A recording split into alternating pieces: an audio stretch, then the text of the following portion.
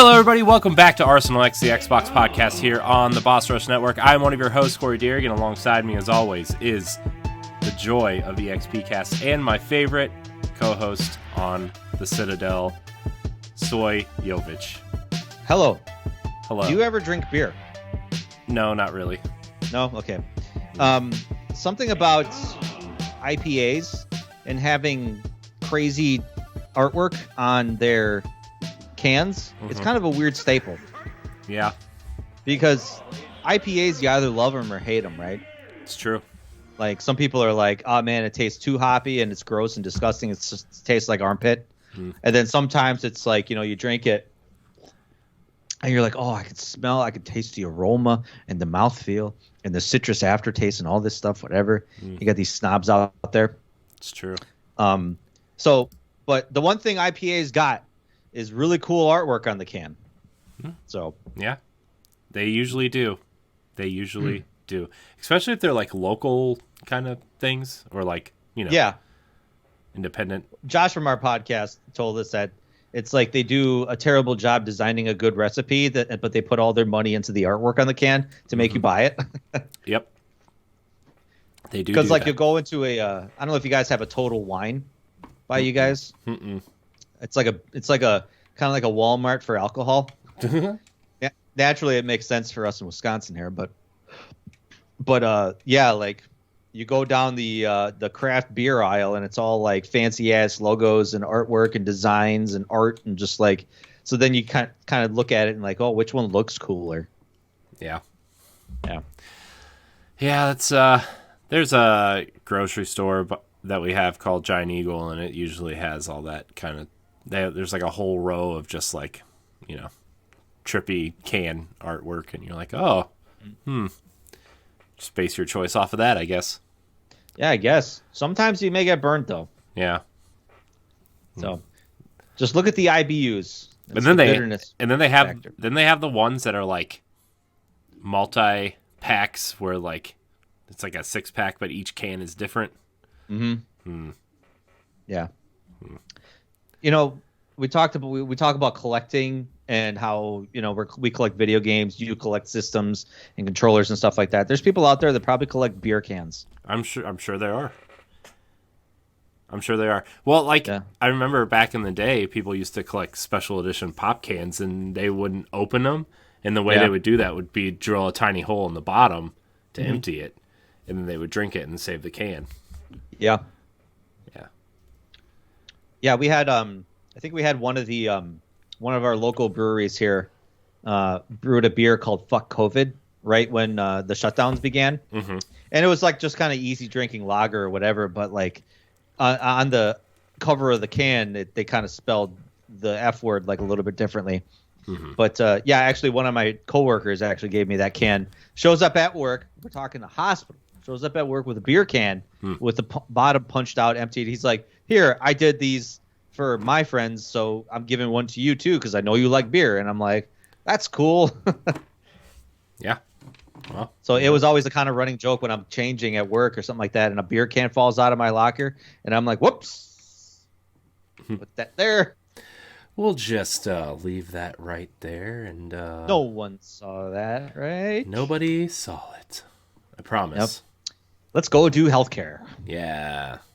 Well, in the last year, I bet everybody in healthcare needs at least one beer. Let's be honest. Yeah, no kidding, man. No kidding, man. It's like every day is like so different. Yeah. I mean, I'm at school full time, so I don't have to deal with that. But yeah, man, every day was different. Every day was some new change, some new policy, some new movement, some new this, some new that. We can't get this, we can't get that. It's like every day was different. Yeah, it's rough out there. Sorry, everybody. It'd be like that, though. It'd be like that. It's true. It's very, very true, sir. Yep. Very true. Because when it be like that, it be like that. You know what else be like that, Stoy? What else be like that? I'm starting to have a really hard time recommending the Xbox Series S to any serious gamer. Yeah, I think I'm going to agree with you here, at least from what I'm. Go for it. Yeah, because so I saw that Dying Light, the max it is 1080 30, I think, is on the Series S, which, okay, yeah, I kind of started figuring that third parties would not optimize the games, right? And but man, I was playing Destiny on my Series X last night, or 2 nights ago, and I'm like, man, this game looks great. It still looks great. This engine has been running since the Xbox 360, really, since Halo Reach, because it's still, God, I can't believe this engine is still like a variation of the Halo Reach engine. Right. But I'm like, man, this game looks great. Like, the textures look amazing.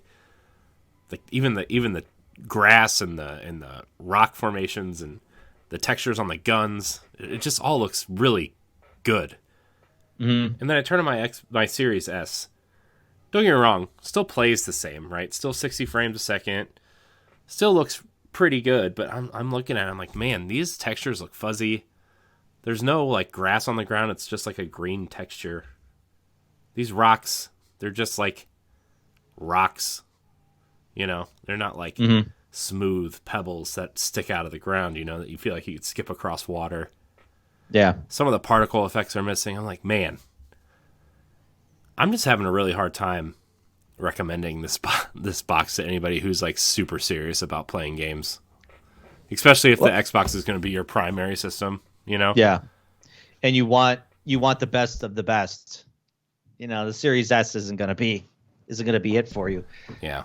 I think I was talking about this.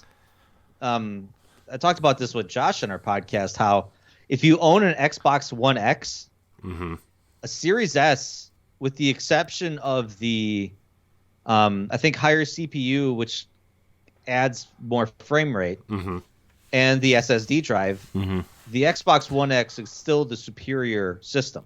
Yeah, especially when you add a SSD to it. Yeah. Like, did you got that from the Digital Foundry video? Yeah, and I was like shocked that they were showing side-by-side comparison videos of like, this is what Far Cry 6 resolution looks like on the One X versus the Series S. And did you watch the Forza one? Yes. Oh my God, Forza looks better on the Xbox One X. I know. By far. The far. majority of the games that they talked about on there looked better on the One X, especially. Actually, some of the Xbox One games look better on an Xbox One S, on an Xbox One X, than they do on the Xbox Series S. Well, I remember that came out a couple years ago. I remember their big thing with the backwards compatibility stuff, at least on the Series S, is that it would give you Xbox One S versions of the game. Yeah, which is like, oh, that's your first like check, you know, like meh, whatever. Yeah, and I'm like, well, if I'm going to start streaming again, it'll be a nice little streaming box. You know, I can stream Halo and Destiny and, you know, whatever else we feel like playing at some point, right? And, like, it's not a big deal, but, like, man, I feel so bad if somebody got this as their primary box and, like, they're at all thinking about using this as their primary box. It's just, like, I'm so sorry. I know, really. It kind of, like, for you, it's a good second system to have. Like, if this is your backup just in case, or like, yeah, you want to stream and this is your streaming box, like, perfect. It's great. You know, you don't have to fiddle around with, like, you know, flopping disks or anything like that. And if you're streaming in 1080p anyway, it doesn't matter. Yeah. So, yeah, my capture card only is 1080p 60 is the limit. So, yeah. And even if you have, like, if I hooked my Xbox Series X up to it, the limit on the Series X would still only be 1080p, even going to the TV, because there's no pass through. Yeah. So, I mean, this is that box, but I'm just like, there's just some things that just look off compared to even the One X, you know, like, I appreciate the load times and the frame rate, especially in shooters, but man, the textures are not, they're not great. Yeah, the textures and the resolution are definitely big differences. And sometimes it's, I'm amazed at playing games like Dying Light 2 and seeing the draw distance. Yeah. Playing it on a Series X, it's like you can see for miles in picture perfect clarity. And I know for a fact it's not like that on previous gen hardware. Yeah. And it sounds like it's not like that way at all on a Series S. Yeah. Man, I I like the box. I like the design, and I think it's a great box. And like some third parties have optimized it, right? Like that was my big problem with Guardians of the Galaxy when it came out. Was like I wanted to record a little bit of it, but I'm not recording a 900p 30 frames a second version of that game. I might as well just plug in my Xbox One and run it at 30 frames and at least get 1080p out of it. But like 2 months later, they patched it. I'm like, well, most people have already finished this game because it's so short, Yeah, the fact that it takes so long for updates to happen, you kind of miss the mark on that. That's why I'm kind of worried about the upgrade to Cyberpunk. Yeah. A lot of people have kind of forgotten about that game. Yeah, well, I think a lot of people who finish it also wish they could forget about that game. Yeah, no kidding. Yeah. I mean, I played Cyberpunk on my Xbox Series X, the Xbox One version, and it was fine. Like it ran fine. It was okay. But I had a few game breaking glitches, and I was like, I'm going to wait for the updates to roll out, and then I was kind of like, okay, well, I'm going to wait for the upgrade version, the Series X upgrade and the PS5 upgrade. But then now I was like waiting so long to the point I just forgot about it and moved on. Yeah. So. Yeah. So, I mean, I don't know. I like it, but when I move into my new office, I'm probably going to move my Series X in there and, have just one HDMI hooked up to a capture card and one hooked up to the TV just so I can swap them in and out. Okay.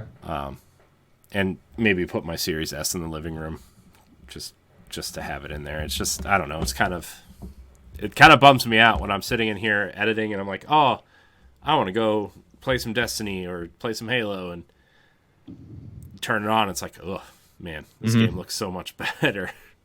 Yeah.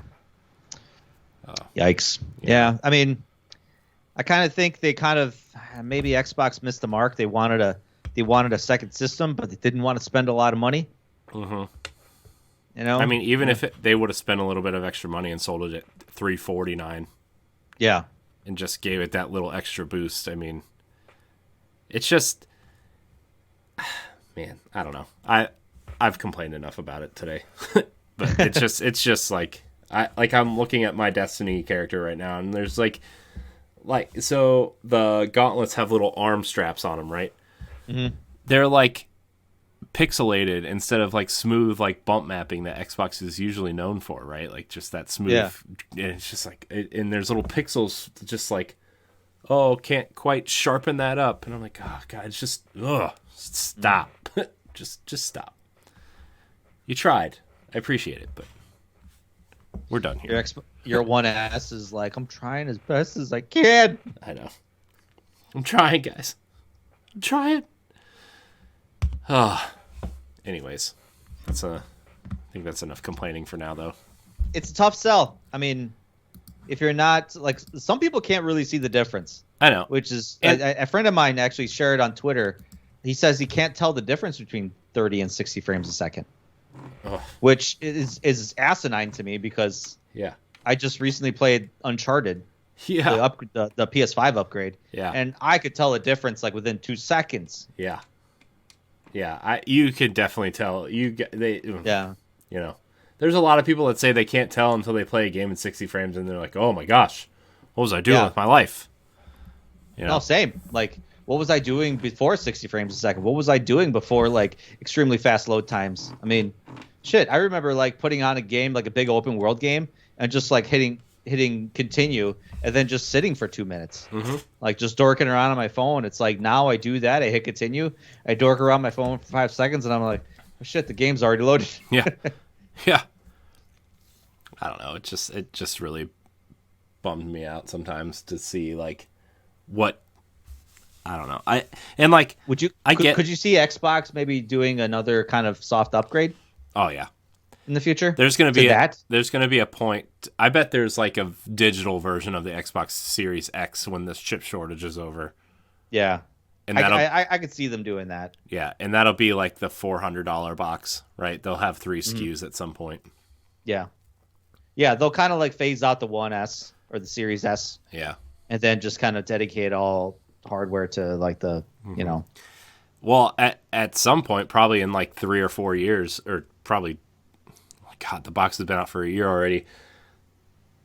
The Series X will probably be the Series S box, and then they'll have another box out that'll be like the One X version of the Series X. Man, I can't keep this straight. I know there's too many. You know what? It's okay. I have a Series X. I love it. It's my main. It's my go-to box. Yep. And also, by the way, kind of side tangent, but not really. Going from an Xbox Series X to a Switch to play games, it's just silly. I mean, I get it. Like, look, I love Nintendo. I love my Switch, right? I mean, our whole network is built on the foundation of Nintendo Power Block, right? But yeah, man, I was convinced to get Pokemon Legends Arceus, and that game is so ugly. It's so ugly.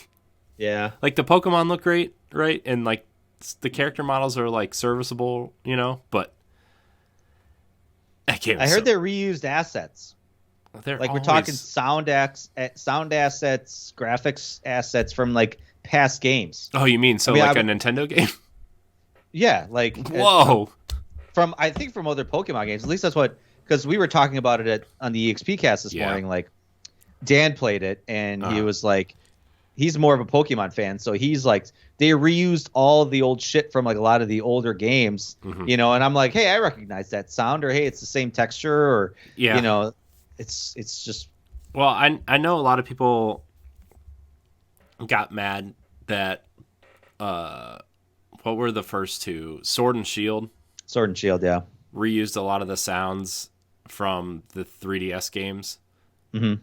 And I'm like, well, they're not going to sound different. So why would you waste I wouldn't expect it to.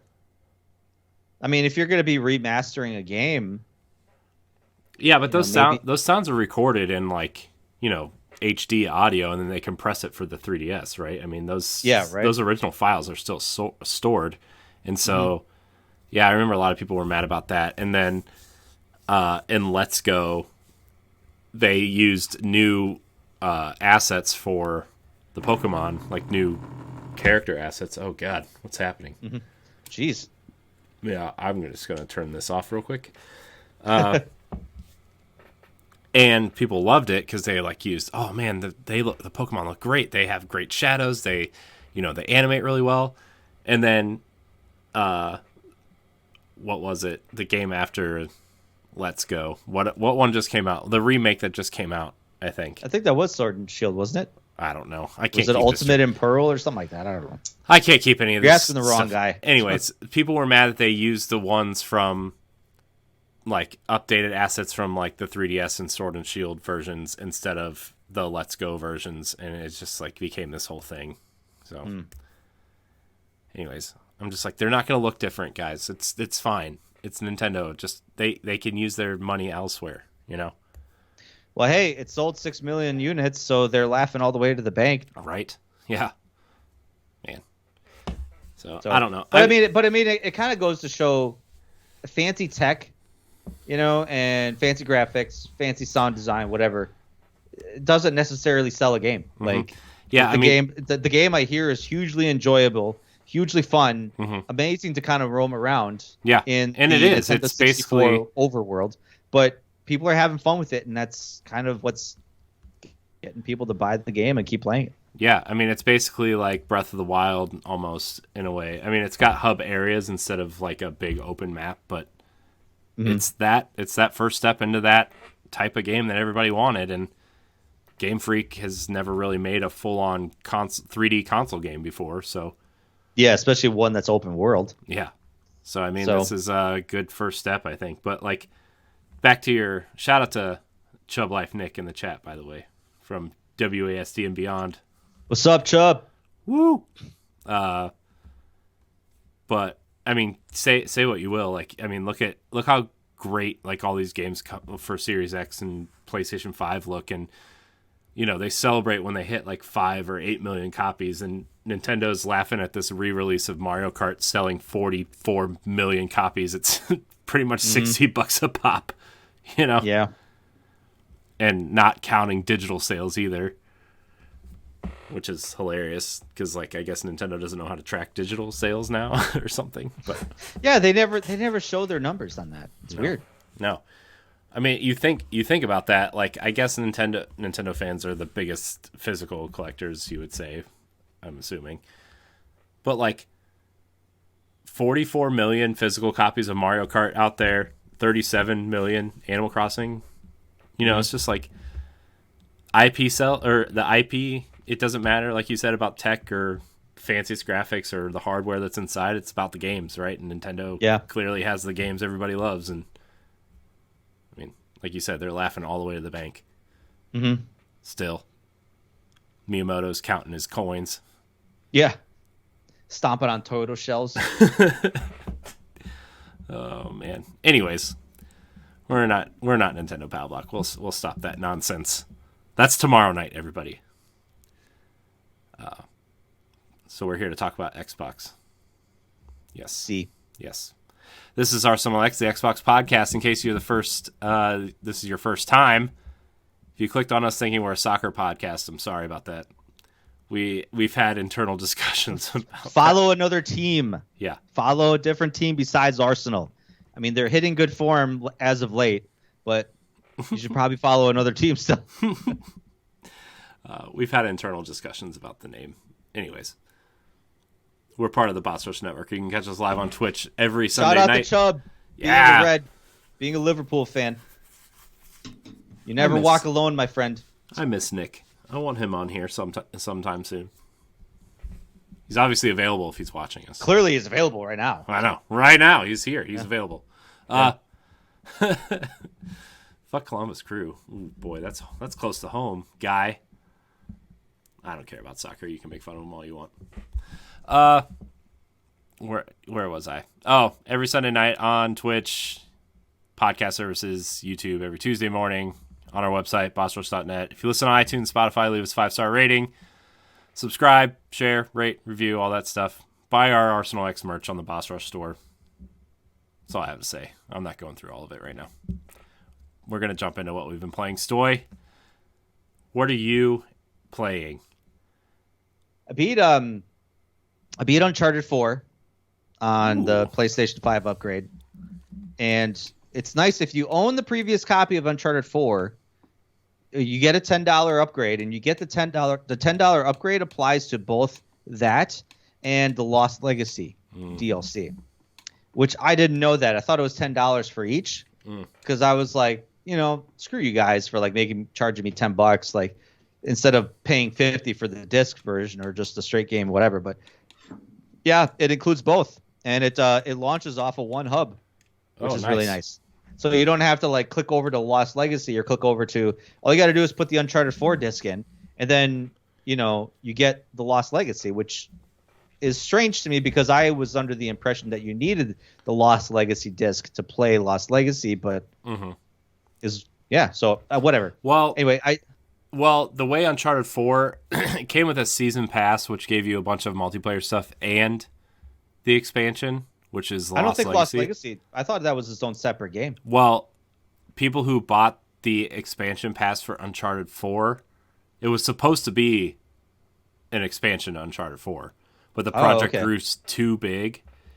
But so many people had already bought the expansion pass, so they're like, you know what, we'll just give it to you anyway. But if you're going to buy it separate, it's $40. And they actually had like a cutoff date to when you could buy the expansion pass. Oh, okay. And I think it was $24.99. Oh, I didn't know that. Yeah. I never played the multiplayer. So. Yeah, I didn't either. Nobody did. Who does, right? I mean, yeah. Remember when Tomb Raider had a multiplayer game?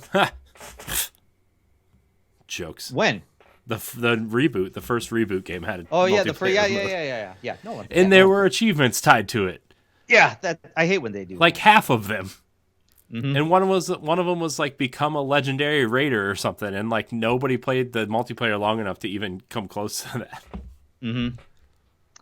It's like you don't need those are during the days where like multiplayer was tacked on because they were trying to cash in on that.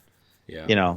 Service. But anyway, so yeah, that game looks amazing. I mean, it looked amazing before, and just looks even more amazing now, playing it on a PlayStation 5 and just smooth frame rate, 60 frames a second, upscaled 4K, like just oh man, it looks so good. Yeah. And I was even talking today about I'm looking at Nathan Drake all hungry now, like hungry eyes, because I'm like, he's got this blue button-up shirt, three buttons, shirt. and and the two of them are like kind of unbuttoned and it's folded over to the side, and you see a little bit of his chest, and it's like, oh man, you getting thirsty for Drake there? I was getting thirsty for Drake. There was scenes of like, he's got like a vein in his biceps that's popping up now, and this glorious cut scenes that I can see now. It's like, ooh, man. Yeah. Anyway, it's good. It's good. And I played it all the way through. I mean, probably one of the best games that have come out on the PlayStation 4 at the time. I agree. I think, and so I have the opinion that Uncharted 4 is too long. It is pretty long. I'll agree. But Lost Legacy is like my favorite of the series. I'm not even going to joke with you. It's so good. Mm-hmm. Yeah, it was a really good length. And I think it proved that the Uncharted series can go beyond Nathan Drake, which I hope it does. I really hope Naughty Dog's actually working on that other one. Yeah, I do too.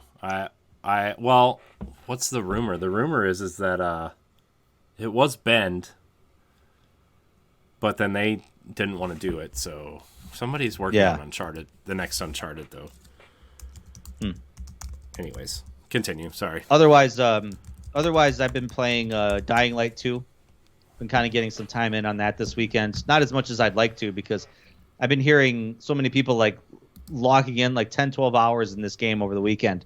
And I'm like, I had other things I was doing this weekend, so I was like, I barely got it in any time compared to those people, but I've been thoroughly enjoying it so far. Like, the first like 45 minutes is singular based, where like you're kind of going only one way.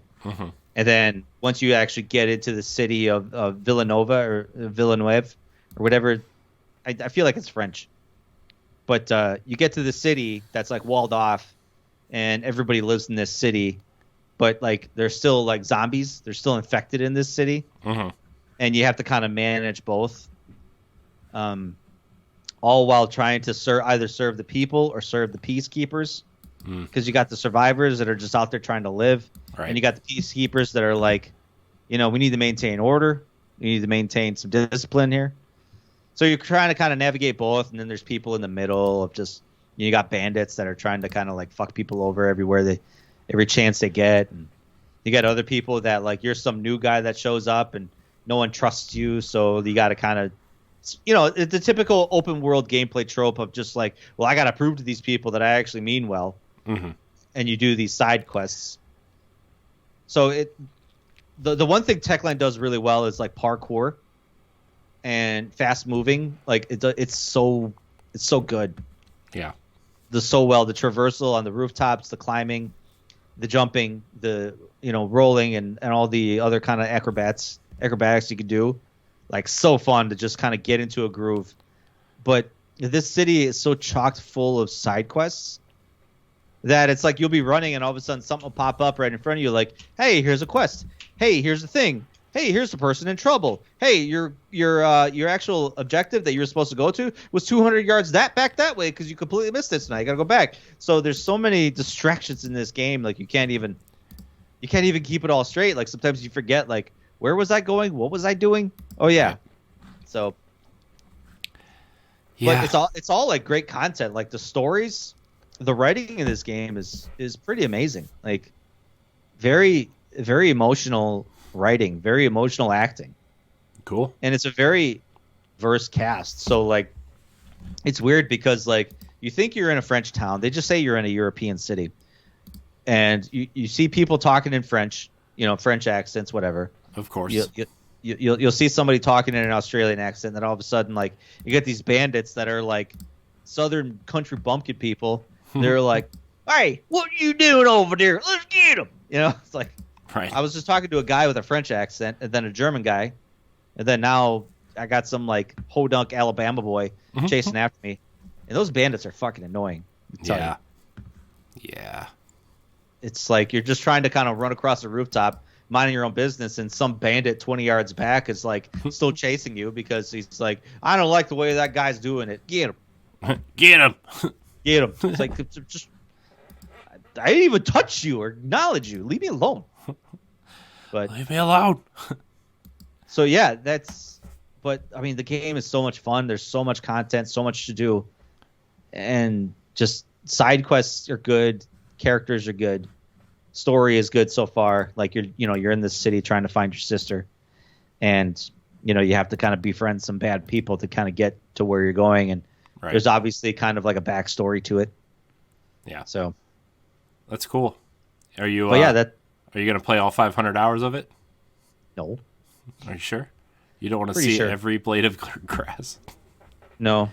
And I don't want to see every little possible change in the story or change in the way the world builds. Because I think that's why they kind of delayed it, because they were promising some pretty big things. Yeah, they were promising like some pretty big world building events that would happen based on your decisions, and I think they got too big for their britches. Yeah. So. Yeah, I kind of read some of the reviews going around. I'm not interested in this game. I didn't play the first one. It's just one of those games that I'm just not interested in. I mean, like, I think the concept is interesting, and I actually hear that this is less about the zombies and more about, other things. People. Yeah. Which is way more interesting to me than, just another, like, oh my gosh, this is The Walking Dead, but not really, Yeah. Who really are the Walking Dead? Yeah, right. Who's the real villain here? Yeah. But, I'm not. It's just one of those games I'm not interested in. Although I hear Rosario Dawson is in it. Mm-hmm. Selling point. I haven't encountered her yet. Ah. But your main character, the character you play as, his name is Aiden. Could have sworn he was Nolan North. Sounds just like him in certain lines, but he's like a mix of him and who's the guy that played Chris Redfield and Sonic the Hedgehog? What was his name? Because he was the main character in Dying Light, the first one. You said Sonic the Hedgehog, and my mind immediately went to Ben Schwartz. No, not that one. Nope. He was one of the OG voice actors for. Yeah, let me see. I'm looking it up. Was it Jason Roger Craig Griffith? Smith? Roger Craig Smith. I knew it would start with an R though. Yeah. But yeah. Man. Yeah. Cool. I'm glad someone's playing Dying Light. Yeah. I haven't encountered any of these glitches that people have had. I've had issues maybe jumping sometimes with clipping into a wall and clipping out of a wall. Mm-hmm. But that's the only major thing. I haven't encountered any sound glitches or, game breaking glitches or anything like that. But, yeah, neat. The game is fun. It's playable. It's in good condition. Graphics look great. Movement is awesome. Yeah, I'm playing on a Series X, so the load time is just amazing. Yeah, I mean, everything I've seen, it looks like it runs great. It looks like it's what people want from this game. I'm happy that it kind of turned out the way I think people who are at least fans of the game, the first game, got what they wanted. So. Yeah, I mean, it took them 8 years to make it. Yeah, but we got it, and it's good. No kidding. Well, they did have to rewrite it because their writer got Me Too'd or whatever, so they had to rewrite the entire game or something. But yeah, and like I was saying earlier, they kind of promised a little bit too much. So I mean, that's every game though. Those Polish developers, man, just can't overpromise everything. Yep. I don't know what it is about you guys, except for The Witcher 3. Although a lot of people kind of forget that game was kind of that game hot was broken trash on launch when it came out. So. Yep. So, what have you been playing? I have been playing Destiny 2 because the Witch Queen comes out in 3 weeks, and I am underprepared. And so, do you need to be a certain level, light level, to well play it? Or here's the thing. They're raising everybody to they're raising the floor of the light level to 1350. So no matter what your light level is, like if you're 1100 going into the Witch Queen, you're automatically raised to 1350. Oh, it's okay. like I don't know. There's like this big thing within Destiny right now. It's like, the community's like, oh, why even have light level anymore? You might as well just like take it off because everybody's, trying to it just doesn't matter every time a new expansion comes out. It's like, it's to get new people in, guys. You're already really like the cap right now is 13. What's the cap right now? Like 1370, I think right now. With the artifact, so I guess 1355, maybe 1360. And like a lot of people are already there, right? Like if you've been playing forever, you're already there. You know how to do your pinnacles, you have a raid group, you have a dungeon group, right? Like it's just people just like to complain, Yeah. And they're raising the soft cap to 1500 and the hard cap to 1550, I think, and then the artifact cap to 50. Like I'm trying to do math real quick. I think like they're taking the cap off of the artifact, which used to be 10 light level. They're taking the cap off, so you can potentially gain an extra 30 points. So I guess the artifact cap is 1580. So it's they're doing a lot of big changes though. They're going full RPG this time. They're changing the way subclasses work. You have weapon crafting where I heard about that. You can take a weapon in and choose like your frame, which is like stability, recoil, whatever, and go in and like start building your own weapons, which is really cool. And a lot of people think that that's going to lead to armor down the road, which would be really, really cool. And they're changing the way that a lot of the game works to try to get new people in. And I'm like, this is not the time to be getting new people in. This is, I'd say everything from Beyond Light to the final shape, these 4 expansions is like, it's weird because like there's so much content that if I'm going to tell you, if you're not in Destiny, if you haven't gotten into Destiny now, there's no reason to get into it.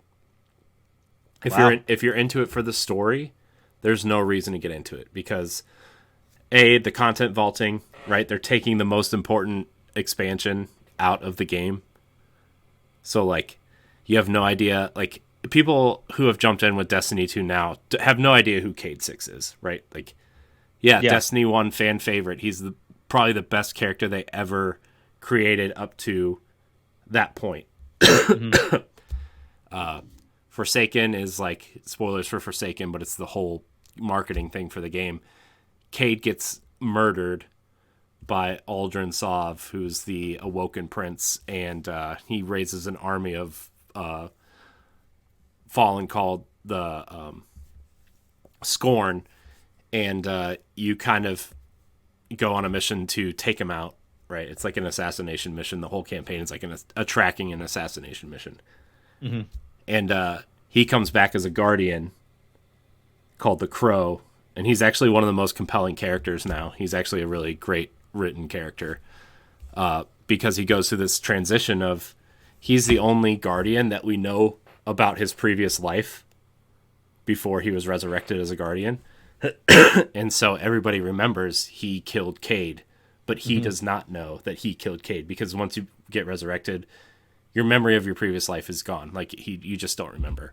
Oh, okay. But everybody else remembers. And so like there's this whole transition of like people learning how to trust him as a character.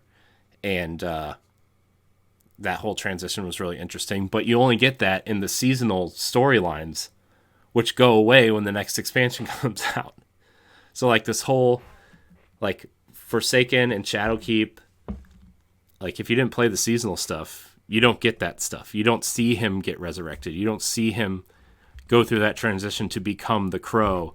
And then when Beyond Light goes away, you don't see that transition of him being accepted by the Guardians. So what's the logic in taking all that stuff away? I mean, just to push new content? To push new content and to keep the file size small is their kind of thing. But I suppose that's the one bad thing about games as a service. Mm-hmm. Is that the more content that gets released, the bigger your download. Mm-hmm. But the thing is like games are so compartmentalized now where you can download a campaign and the multiplayer separate. You can download certain things, Yeah. And like a lot of the fan base is trying to convince Bungie to like at least re-release the campaign stuff and like let us delete it when we're done playing it, Mm-hmm. And then it turns out it came out that they switched everything over to a new engine, and they've been prioritizing content for the new engine. And we're like, oh, okay, well, that means content vaulting. Maybe they'll take out some maps and replace some multiplayer maps. Maybe they'll take out some strikes and put in new ones, whatever. That's the kind of stuff we expect to be vaulted from here on out. And then they announced that they were removing Forsaken, which is such an important campaign. It's their best campaign since The Taken King in Destiny 1. It's seriously their best campaign. And it's like, well, now everybody's going to miss that great story. And I don't know. It's just... it's really hard to recommend Destiny now, especially maybe you didn't play Forsaken, which is okay, whatever, that's fine. Like, it's a cool story, but maybe you didn't play that. Maybe you didn't play Shadowkeep. Okay, it's a dumb, we're going back to the moon because there's a haunted section of the moon. Whatever, it's fine. Eris is dumb. Mm-hmm. But Beyond Light, like with Beyond Light, Beyond Light seasonal content turned into like chapters of a story. Like they changed the way they did seasons, and so each season is like a really compelling chapter of the narrative. And when Witch Queen comes out, all of these awesome stories that they've told over the last year and some change are just going away because they're taking the seasons out to make room for the Witch Queen's seasonal content. So, I mean, if you want, if you made Destiny your full-time job, maybe you could get through the campaigns in the seasonal content. But like, I don't know. It's going to be so hard to catch up story-wise. Yeah, it sounds like it. And like this season of The Lost, which is going on right now, is like so integral to what's going to happen in the Witch Queen. And like the resurrection of Savathun, which is like the big bad of the next campaign, and what's happening with her sister Xivu Arath, and what's hunting Xivu Arath and Savathun, right? Which is like the new bad guys that everybody's predicting is called the Veil, and they've been rumored since Destiny 1, and they're really the ones behind the darkness. And it's just like, man, there is so much to keep up with. I run a Destiny podcast, and I struggle to keep up with all of it. So, but yeah, I played a lot of Destiny this week to get back to. Yeah, and you thought about a lot of Destiny. I think about Destiny constantly. It's like it's that comfort game, Yeah, I feel you. Also, I recorded 7 podcasts last week, so I didn't really have a lot of time to play games. Yeah. Because we're trying to keep everything ahead, and so everybody's gonna have a week off soon, though. That's the idea. Just like everybody needs a week off, just a breather, take it, relax. I also played a lot of Metroid Dread. I'm trying to finish that up too. And like I feel like I keep playing it, and I feel like I've spent a lot more time in that game than I should have, but that game makes me feel really dumb. Because I don't play a lot of Metroidvania games, mostly because I don't really like them because they make me feel dumb. Yeah.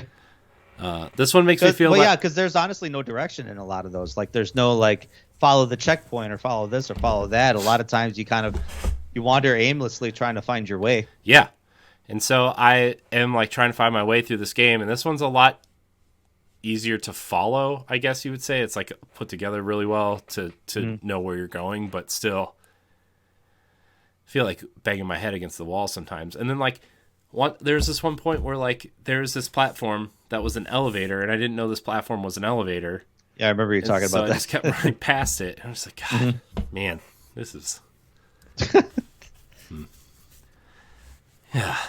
Anyways, so that's kind of what I've been playing. What else did I play? Oh, I play a little bit of Pokemon Legends, which is it's cool. I think I'm gonna really like that game as someone who hasn't really played a lot of Pokemon since the 90s, to be honest. I think Pokemon Silver was the last time I really got into it. I mean, I dabbled here and there, but it's just like once the monster count gets that high and my priorities of life start stacking up. Do you know there's like 900 monsters now? 908. Jesus, why? I don't know why. It's like with every generation, they keep adding a ton more. I know. Good Lord. Just stop. Yeah. Like, just stop. I think there's only 200 in this one, though. So. Oh, okay. But they're numbered still the same. So yeah, they are. Yeah, if you go on the Pokemon Wikipedia, there's the whole list of them all and what generation they belong in, and it's a little bit of a backstory. Yeah, man, Pokemon's weird. Yes, they are. I'm like, look, I like Charizard because I started with the Charmander, and I like a few others. But man, do you know there's an ice cream cone and a trash bag and a chandelier? They're just getting weird with this stuff, man. No, I heard about a particular Pokemon called... God, I forget what the... I'm trying to go to the Wikipedia page. Yeah, there it is. It's called Drifloon. And apparently this is a Pokemon that looks like a balloon. And what this Drifloon does is it entices little kids to grab the Pokemon thinking, oh, this is a balloon. And once the kid grabs onto them, it lifts the kid away and kidnaps them. Yeah. And then I imagine apparently eats or kills these kids because apparently part of the other lore. Yeah, part of the lore is that it emits a gas. And that gas is apparently the gases from the remnants of the children that they ate. Oh. That's freaking dark. That's for Pokemon. That's scary. Yeah. Man. Wow. That's I don't know, man. Pokemon are weird. Right? Yes, they are.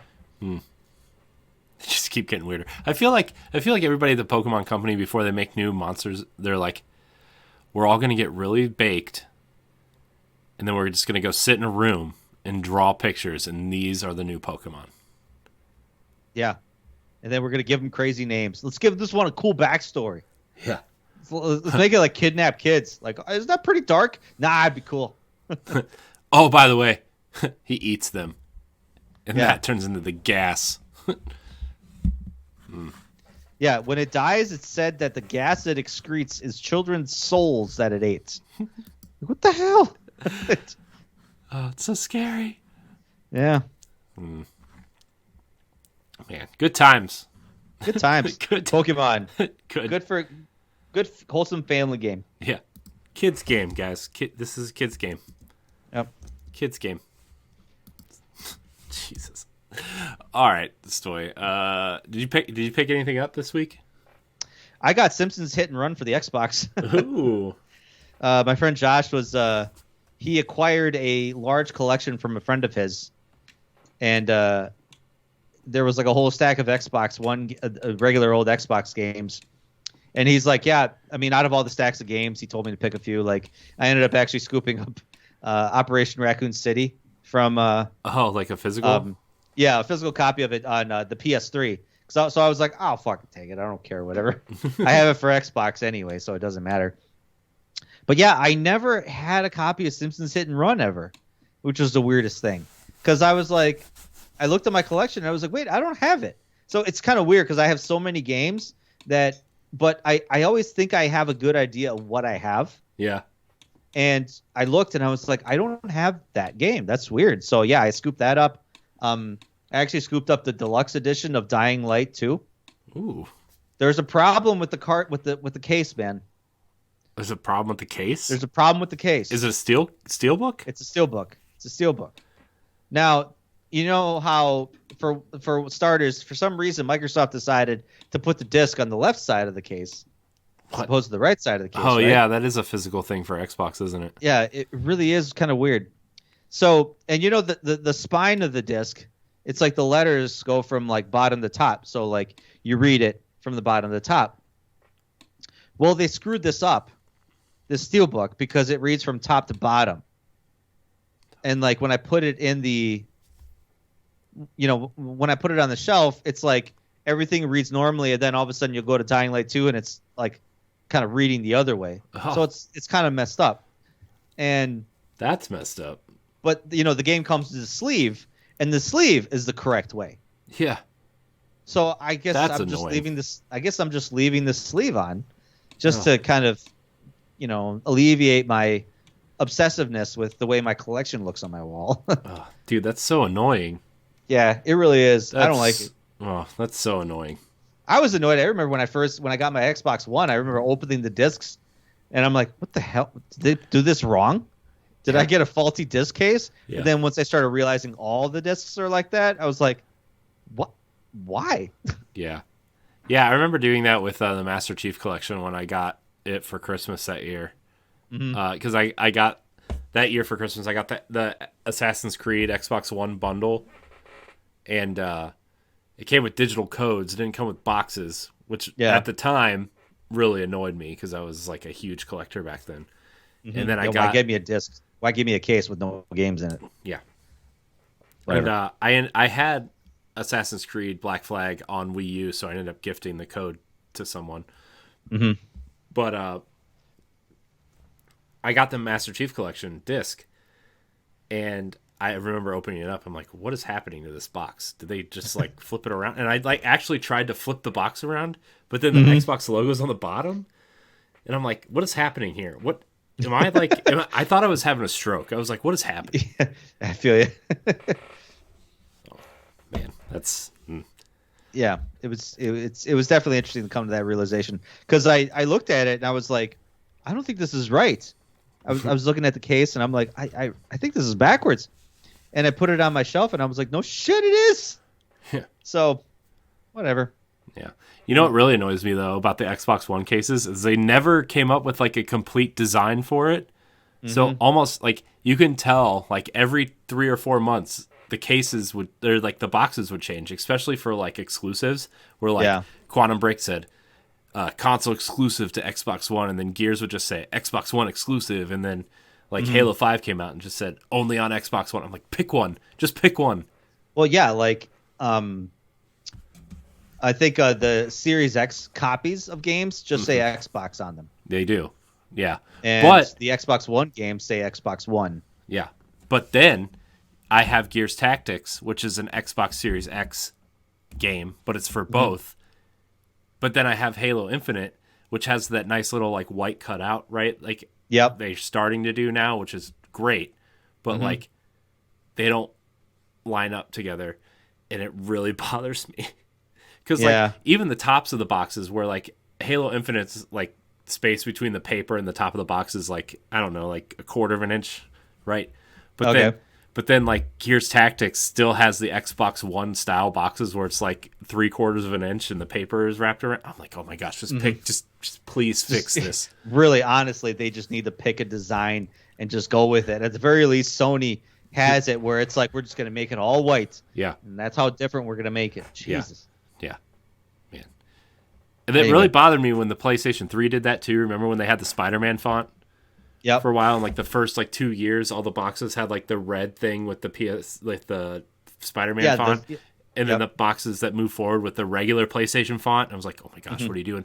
And then like the very last year, all the PlayStation, or I guess it'd be like the last 2 years, PlayStation 3 had the blue boxes to match the Vita and the PlayStation 4, and it's like, what are you doing to me? Yeah, stop. Well, it was like, when PlayStation 1 went to those big-ass plastic, boxes to just regular old CD disc cases. Right. Man, that was a change. Like, holy crap. Yeah. Man. I still have Sega CD and Sega Saturn games that are... Those cases go for a ton of money. If they're in good condition. Mine will have cracks in them. But if you find one with good condition, you could go on eBay and sell that shit for like, I was seeing like packs of 3 just blank cases for $70 on eBay. Yeah. Like, it's just asinine because it's hard. Like, if you go to like retro stores or like you go to these kind of conventions, people are just picking up like shitty sports titles just for the cases. Mm-hmm. You know? Yeah. And even the sports titles are going for like $30 because people know what they got. Yeah. And they know that people are going to want this. Mm-hmm. So, yeah. I have FIFA International like 93 or 94 for Sega CD. It's great.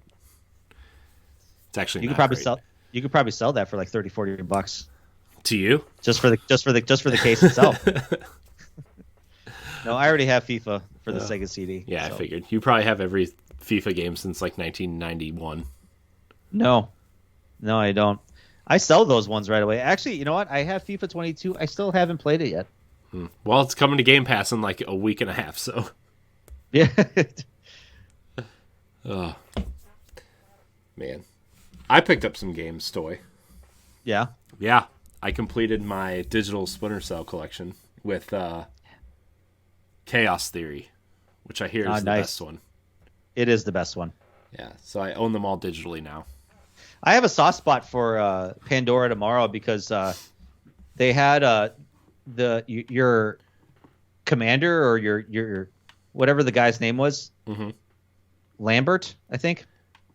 They got a different voice actor for the second one, and he was the dude from the Allstate commercials. Oh yeah, that guy's cool. Yeah, he did a good job, but like all of a sudden they brought the original voice actor back for Chaos Theory, and I was like, oh man, I kind of missed the other guy. Yeah. Well, I think it came out around the time where he was on 24 for a while. Mm-hmm. So. Yeah. Man, 24. Remember that show? That was actually a really good show. Oh. I watched the first season. I'm like, yeah, I'm really into this, and I stopped after the first season.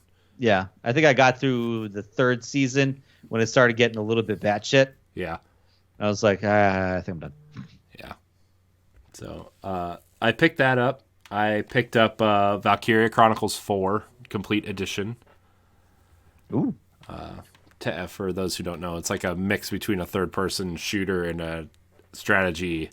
Real-time RPG. strategy, yeah. Yeah. It's really good. I have it on Switch, but I'm like, what if I want to play it on my TV? And my Switch is in the office charging, you know? What do I do? Yeah.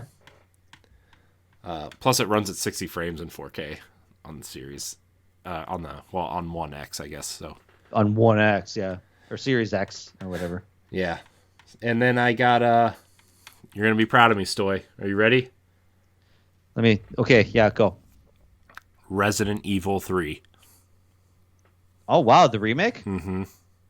I like that game. I now have all of the Resident Evil games up to 7. You don't even have Village yet? No. Oh, wow. I don't have 7 either. It's on Game Pass. Oh, okay. But yeah, I'm like, I should probably play through these games. I'm interested enough in the lore. Have you played the 2 remake at all, or? The only Resident Evil game I've ever completed is the first remake. But I follow it. I lied. I completed Resident Evil 5. Damn it! Come on, man. I also like what I played of 6. What is Resident Evil 5 anyway? Oh yeah, that's the one where they're in Africa. Sheva. Sheva, yeah. Sheva, yeah. The worst AI partner of all time. She was fine. Yeah, if you had somebody else. She was no Ashley from Resident Evil 4. Yeah, that's true. Yeah. Oh, also I bought Jet Set Radio Future. Oh, nice. I read an article on Pure Xbox on how to buy games that are backwards compatible, but you can't purchase them through the Xbox One or the Xbox Series X. Yeah. You have to type in like Xbox 360 Marketplace game title in Google, and it takes you to that page. Okay. And it was actually really Wait, awesome. so like on your phone or on your computer, or literally in a browser, any type of browser. Any type of browser, okay. Yeah, so if you type in like Jet Set Radio Xbox 360 Marketplace, it should be like the first link, and it takes you to like the old Marketplace. Okay. The old Xbox Marketplace, and you can buy that and the DLC if there's any for games that are backwards compatible, but not available to purchase. Okay. So that was cool. That was a cool backwards trick. Good to know. Good to know. Yeah. Because I heard even if you fire up your old Xbox 360, you can, download it. Yeah. But also, you know what I found out through Xbox 360? It doesn't recognize, if you have Game Pass Ultimate, it doesn't recognize that you have Xbox Live Gold. So you can't even sign, like it still thinks you have a silver account. Huh. At least on mine. I haven't even checked. Yeah. Because I was like, oh man, I have the Transformers games. I should probably, I want to download it and play it. So I got on the thing and it like wouldn't let me log into Xbox Live Gold. And it just kept telling me I had Xbox Live Silver. That's interesting. Yeah. So I was like, nah, man. I have it down. I have Transformers downloaded. I have like all the Ninja Turtles arcade games and X-Men and Simpsons and all the games that I wish were backwards compatible but aren't. Army of Two, 40th Day I downloaded. Oof. Alpha Protocol. That needs to... Sega, come on. Come on. Make it backwards compatible. Phil. You got Sega on speed dial. Come on, man. You won't buy Sega, but you could buy the IP from them. Come on. Yes. God, how good would an Alpha Protocol be? Imagine you could buy it for pretty cheap. Yeah. Imagine how good an Alpha Protocol on today's tech would be. Yeah. Ugh. Dude, so good. Man, what a game. What a game, Stoy. What a game. Speaking of games, I guess we should probably get into this news since we're an hour in, huh? Sure, yeah. Probably. What's happening? Yeah, you know what happened? Another acquisition this week, Stoy. Mm-hmm. But not one for Xbox. But it affects Xbox players. In the right where it feels, right here. Yeah. This kind of has a. If you know the history of Bungie, this does kind of hit in the feels. Yeah. Sony has acquired Bungie for $3.6 billion. Acquisitions are all the rage these days, as Microsoft and Sony have both said they aren't done buying studios, which plays into our topic of the week, by the way. This past week, Sony struck back as they purchased the studio that created Halo and literally built the Xbox, Bungie. Good news for those who are fans of their games, however, as the Destiny studio will operate as a separate entity and all of their current and future projects will remain multi-platform. The deal seems to be more than just a simple acquisition, as Sony has the resources to allow Bungie to become a multimedia entertainment company, while Bungie has massive skill set for Sony to utilize as they expand into live service and multiplayer offerings. I don't understand why Sony would spend this much money, but still allow Bungie for their future projects to be multi-platform. I don't buy that for a second. This is a tech and future, like, because Jim Ryan came out and said that the reason why they bought Bungie was because they have 10 live service games in the works, and that and like Bungie already knows how to create a live service game, and they pretty much bought the time skip of how long it would take them to learn how to develop a live service game and kind of infuse like matchmaking and multiplayer style things into these live service games. And hub areas, I imagine. Yeah. And in return, they're going to offer, because Bungie came out over the summer and said they want to become like a multimedia entertainment company, expanding their IP into, shows and past comic books into like maybe novels and movies and stuff. And a lot of people have been wanting a Netflix Destiny anthology style thing. And, it'd be cool to have like an anime, like a Destiny anime. Yeah, that's what some people are really wanting. Yeah, almost in the vein of like Star Wars Visions on Disney Plus, where they like a different artist does a different episode. And so Sony has like Sony Pictures, and they have the Crunchyroll and Funimation. They own them, and Columbia TriStar for movies, and then they have that big Netflix contract too, where that 10-year, all their movies in the next 10 years are going to hit Netflix. And PlayStation Productions is a brand that's clearly developing video game IP into TV shows and movies. So I think Bungie saw that and that was like the one thing that Microsoft could not offer them. Because apparently Microsoft was in the running to buy them as well. And yeah, then, buy them again. yeah.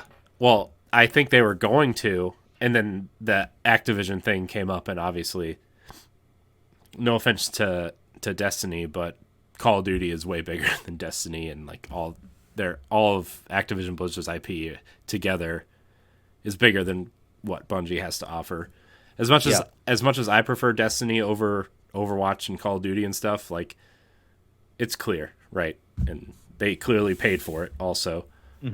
But on top of that, Sony has what Microsoft couldn't offer in terms of TV and movie production if they wanted to go that route. So, and that's the only benefit I would see to them kind of staying for them, is that, you know, they're staying multi-platform in terms of video game service. So yeah, all future expansions of Destiny will be pushed to other platforms like, you know, Xbox and Sony and PC and whatever like that. I know I hear they're working on a new IP. Bungie is two. So actually. I would not be two. Okay. I would not be surprised if those became exclusive. They're not. They already have confirmed that the two games that are in development right now are multi-platform. I don't believe it. I don't believe that. I don't believe Sony would, you know, like I said, Sony's a business, and obviously they didn't buy, you know, a company like Sony doesn't buy a studio like this just for them to make games for the competitors, for the other systems. And, you know, I know I've read all the comments of them saying like, oh yeah, you know, like they're going to stay multi-platform. I mean, Phil Spencer said the same shit about Call of Duty. And, you know, even the future is murky on that in terms of after the next two installments of Call of Duty, what's going to happen next. So I think from a business standpoint, I think Sony's going to change their tune. They're going to think about it, and they're going to be like, we want these exclusive to Sony platforms. Yeah. Here's the quote from Pete Parsons and Jim Ryan. The first thing to say unequivocally is that Bungie will stay an independent multi-platform studio and publisher. This is what Jim Ryan said. Pete Parsons and I have spoken about many things over recent months, and this was one of the first and actually easiest and most straightforward conclusions we reached together. Everybody wants the extremely large Destiny community, whatever platform they're on, to be able to continue to enjoy Destiny 2 experiences, and that approach will apply to future Bungie releases. That is unequivocal.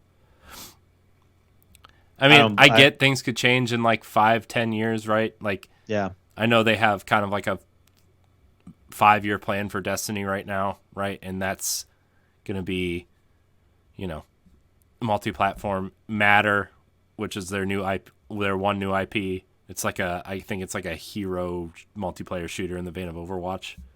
Okay, is multi-platform. They also have that big investment from NetEase to create something that's multi-platform. So, like, those three will probably, unless Sony buys out Matter at some point, right, which I could actually see being a Sony property because, like, nobody really knows what it is yet. That's the one I could see being like, okay, well, that's going to be a Sony multiplayer game for them, which is fine. Like, I would be okay with that because, like, I like Bungie a lot. Like, I really love Halo and I really love Destiny, but I'm a fan of those universes. I'm not like a, you know, Bungie hardcore fan and be like, oh, you know.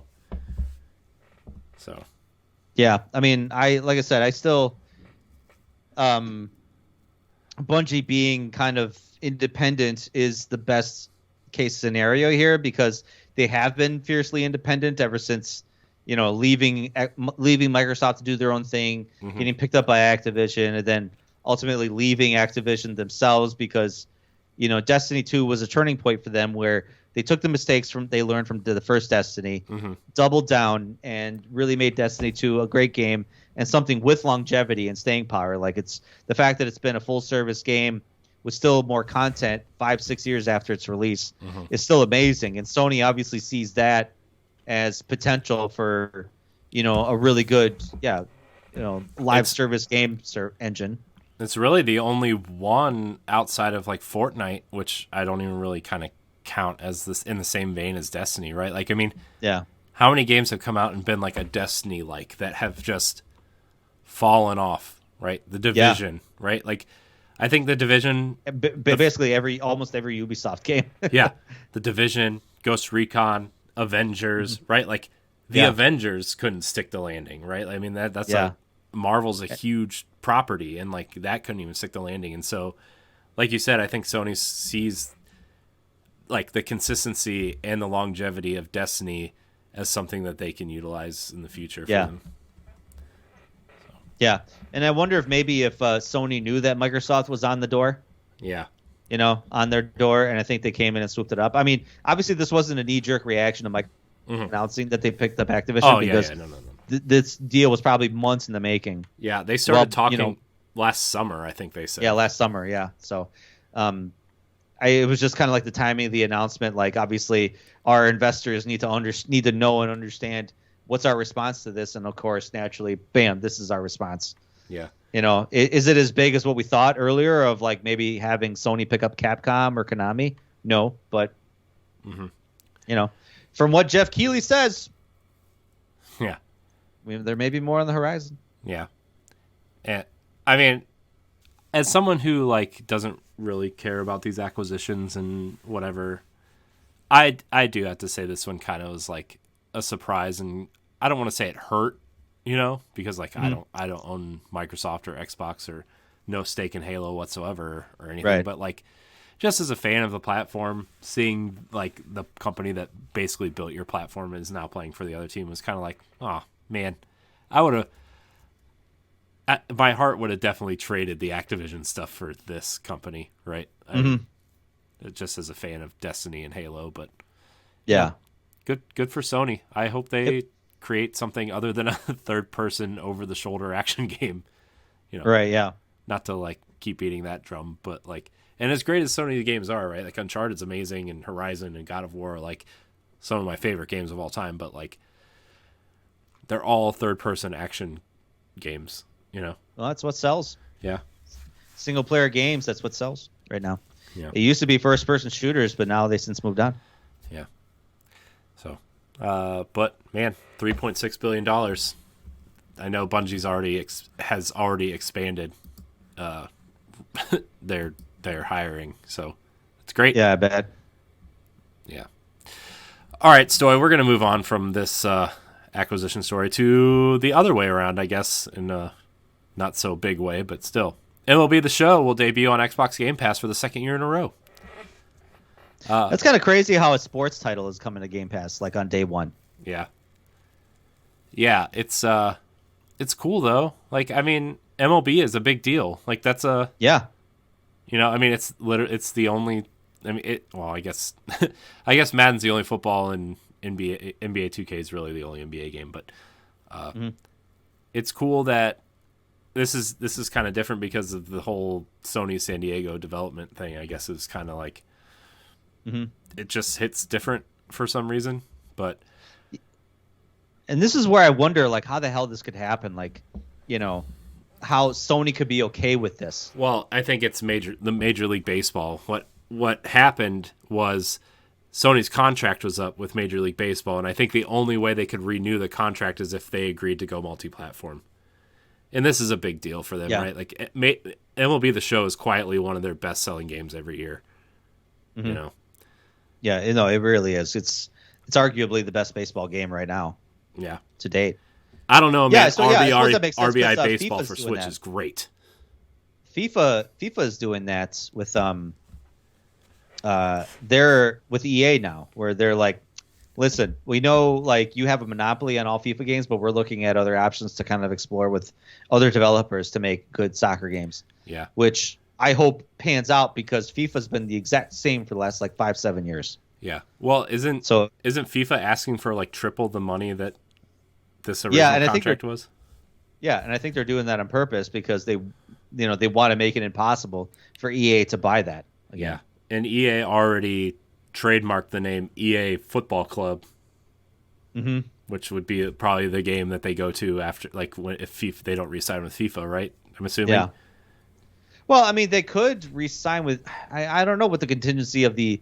Like, I imagine they tripled the price because they want exclusivity to the teams, the names, the likenesses, and everything. Yeah, But can't they just go to each of the clubs and just say, hey, we'll pay you X amount to use the likenesses and your players, right? See, and that was what Project Evolution Soccer got away with all the time, because Project Evolution Soccer for years had the Champions League license with the United European Football Association. Mm-hmm. So if there were teams that were in the Champions League, they were in this game. So you could have Manchester United, you could have Juventus, you could have Barcelona and all these other teams, and they could get away with that as opposed to having some of the other teams in the English Premier League or Italian Serie A. Yeah.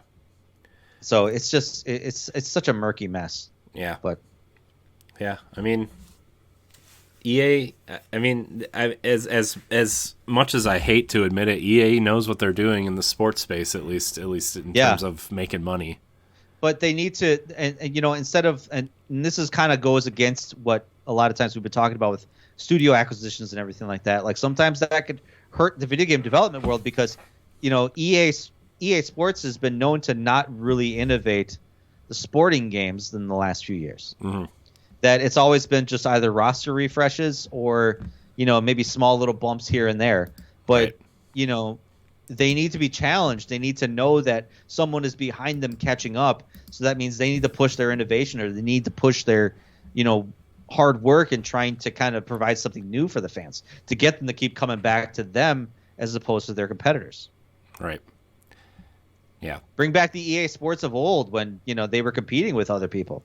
Yeah. I know they're soccer developers or football developers even. Yeah. And, I mean, that's the one thing I think MLB has always done is, not only iterate, but they've also innovated in a lot of ways. And sometimes it works and sometimes it doesn't, but you can't say they haven't at least tried, Yeah. So, I mean, go ahead. Do any other developers make baseball games now? I mean, RBI Baseball exists, which is that's always the kind of arcadey, yeah. Yeah. And I mean, there was MLB 2K for a while, but yeah. I mean, the show was just blowing them out of the water so much that, and plus, I think the MLB, when the contract came up to kind of license out the MLB to 2K, I just think 2K wanted to not pay as much money, and MLB wanted too much money, and kind of the thing that EA is going through with FIFA right now in a way, right? And so they just didn't renew the license because they're like, why not? I mean, like, why would we go through that? Mm-hmm. Also, I think it really is the show. That's it. Yeah. You got RBI Baseball. That's kind of more the arcadey part of it. And yeah. There was MLB 2K for a while, and I think the last one was 2K13. Yeah. So, I mean, I think EA has been developing a baseball game for a little bit, but I don't know if that's going to go anywhere, right? I mean, they're always probably trying to do something. Yeah, right. But never say never. NCAA football's coming back. Yeah, I mean, it's never too late for anything. EA Sports College Football. So yeah, that's MLB The Show. I played it last year when it came to Game Pass. It was pretty good. I'm not like a huge baseball fan, but I do like baseball games. I do enjoy, especially Ken Griffey Jr. Baseball on Super Nintendo. Yeah.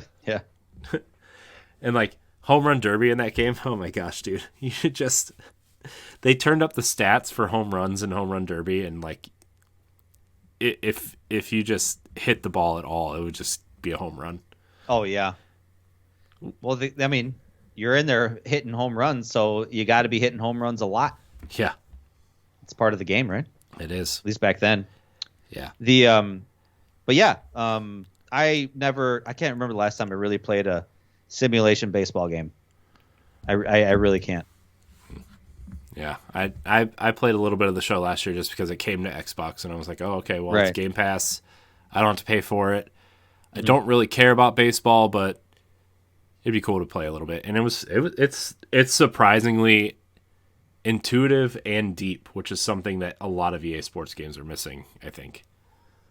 At least, football and stuff. So, it's always definitely sounded really good. Yeah. All right. Stoy, we're gonna hit the wrap up here. Just one story in the wrap up, which it might not even be a wrap up. We might actually have something to talk about here. Grand Theft Auto 6 is officially well into development at Rockstar Games. The next entry to Grand Theft Auto is well into development, according to sources. Not that we didn't already know that, but this is the first time it's been acknowledged by the publisher, Rockstar Games.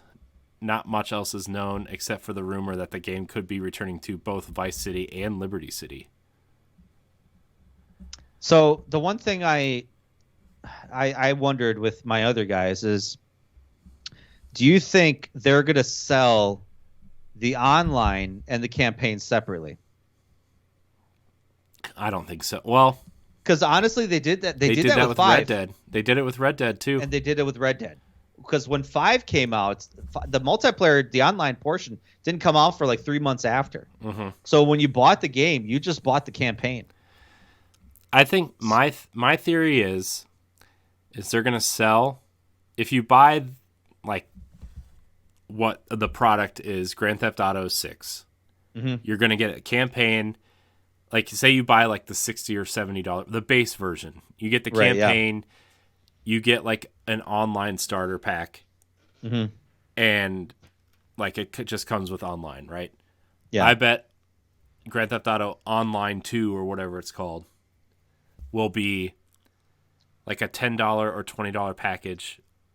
I think it should be free to play, but I think it's going to be free to play.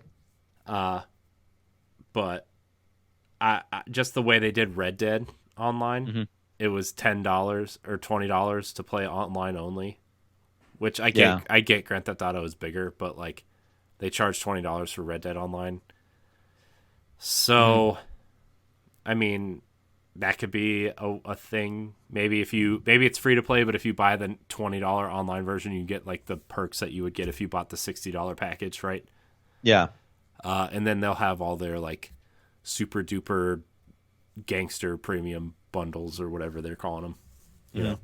And that's where I think they're going to go because, making people, I mean, they understand the market of like making people kind of spend another $70 for maybe just a multiplayer component that some people think like, well, I could just continue playing Grand Theft Auto 5, right? Multiplayer and be fine with that. So they want to get those people to jump to the next generation, to jump to the next iteration. And I really think it's going to come down to them just like giving away the online portion for free, microtransaction the hell out of them, getting them shark credit cards or whatever. Yeah. Like they do with this one. Yeah. Which for some reason people will be more willing to spend that than just spending $70 all up front and getting a full game right away. But I mean, that's me.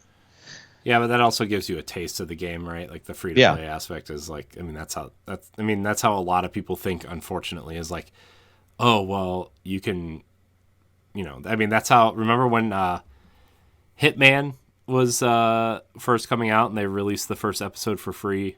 And then everything else was episodic format, and you have to pay extra for them all, Mm-hmm. Yeah. Do you remember online passes for used games? Yeah, I do. $10 to play online. $10 to play online if you bought it used? Yeah. Woo. Or you could be like me and buy a brand new game, and the code was not in the box, so you couldn't redeem it, and then you had to sit on customer support, and they didn't believe me because I was like a 13 or 14-year-old kid, and they thought I was trying to like scam them or something. Mm-hmm. So that was fun. Oh, I bet you that was fun. Jeez. I forget what game it was, but I was like, oh my gosh, are you kidding me? It was something like Madden, I think, or NBA Live or something like that. Okay. I was so mad. That's messed up. Yeah. Poor little Corey. I know. I had to spend $10 extra to play Madden online. Jerks. Yeah. I can't even work. My other thought was, though, that GTA Online is going to be like a continued thing, right? Like, obviously, GTA Online is going to be San Andreas, but if you want the 2 new locations, you need to upgrade. Yeah. That was my other thought, too. I could see them keeping the current ecosystem alive with the new version. Mm-hmm. Yeah, I can totally see them doing that. Yeah, and like maybe if you get the newer version, maybe it's like a weird graphical upgrade or something. Like, you know what I mean? Like maybe it's just a nice. Well, the PS5 and Series X versions are coming out in a month. I know. March 15th, I think, or something. Yeah. Yeah, and I'm just wondering if, like, I don't know, because, like, GTA is, like, don't get me wrong, it still looks good, but it's a 360 game. I mean, yeah, it's an Xbox 360 game with, like, a few extra bells and whistles, and obviously ray tracing is coming with the new versions, right? But, like, it's still an Xbox 360 game at its core. Yep. And so I wonder... With 360 mechanics, Yeah, 360 physics. Yeah, I know. All that. Yeah. I mean, yeah. Terrible cover system still. Yeah, still. Dude, the cover system in GTA is bad. I'm sorry. Yeah, it's always been pretty rough. Yeah. Oh man. I almost bought it because it's $15 right now on sale. I was like, I don't know. Don't do it. I know I'm not. I know how I feel about GTA. Do you think they're gonna have a $10 upgrade? No. Or do you think they're gonna make you buy the whole game? I doubt it. I don't know. I don't think they're gonna do anything. I think they're gonna make you buy the whole game. I don't think they're gonna give you like a $10 upgrade. You don't think you think they're gonna make you repurchase the entire game? Yes, I think they are gonna make you. Man, it sounds like I really have a low opinion on Rockstar games, but I really think they are. I mean, they're sitting on a cash cow, and people are gonna spend the money. How many people have purchased this game already? You're really gonna charge again? I think they'll do it. I really think they will. I mean, to be fair, I could see it going either way, to where, like, this game sold so many copies that the people who have at least bought the Xbox One version are going to get the Series X version. Or, this is a brand new SKU, $70. Boom. Yeah. Saves don't transfer either. Nope. You can't do it unless you sign into the Rockstar Social Club app or whatever it is. Well, there were some games that did not give you the chance to upgrade. I know. I mean, that are currently sitting right now. Judgment was one, for example, where I had the PS4 version, and then they released the PS5 upgrade, and they gave you no opportunity to upgrade. You had to buy the whole game over again. Right. I mean, I did it because I'm a chump and I'm an idiot, but I had to pay $40 for a game I already had. You did. That's where, like, man, I love smart delivery, but it just makes you forget that not everybody supports it. Yeah, you have to really kind of read the back of the box. Yeah. And you know what game doesn't support it, but if you buy the Xbox, if you buy the whatever version, you just get both versions, is Tales of Arise. So, like, oh, that's interesting. Yeah, like, they don't support smart delivery, but if you buy it, you get both versions. Oh, okay. Which is weird because they're two separate clients. Mm-hmm. Which I don't know, man. It's weird. It's so weird. Yeah. It's hard to keep up now, and I think I was talking to Stephanie about it one episode where I said you got to really read the box. You got to really read for keywords like smart delivery, or if the title says Series X first, then that's the version that you want to get, because if you want to take advantage of those upgrades or whatever, or even I think like a note on the box if it says ray tracing on it. Yeah. Then it's like for a fact that's a Series X copy. So it's crazy. I just am like, I mean, to be fair, like, indie games, like, it kind of really doesn't matter, really. Yeah. But then we're going to be to that point in like a year where, like, that shit's not even going to matter, It's just not. And I mean, I know there's like a big stink on PlayStation 5 right now too, where, like, $10 upgrades or whatever, right? And it's like,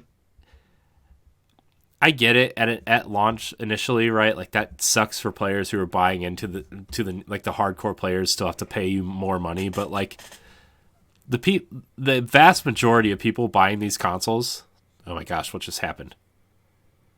Your screen just flashed. It looks like I saw your face. Yeah, everything just kind of, like, my second monitor just turned off. Weird. Yeah. Huh. Anyways, I guess I'll finish this. Finish the thought, yeah. Wow.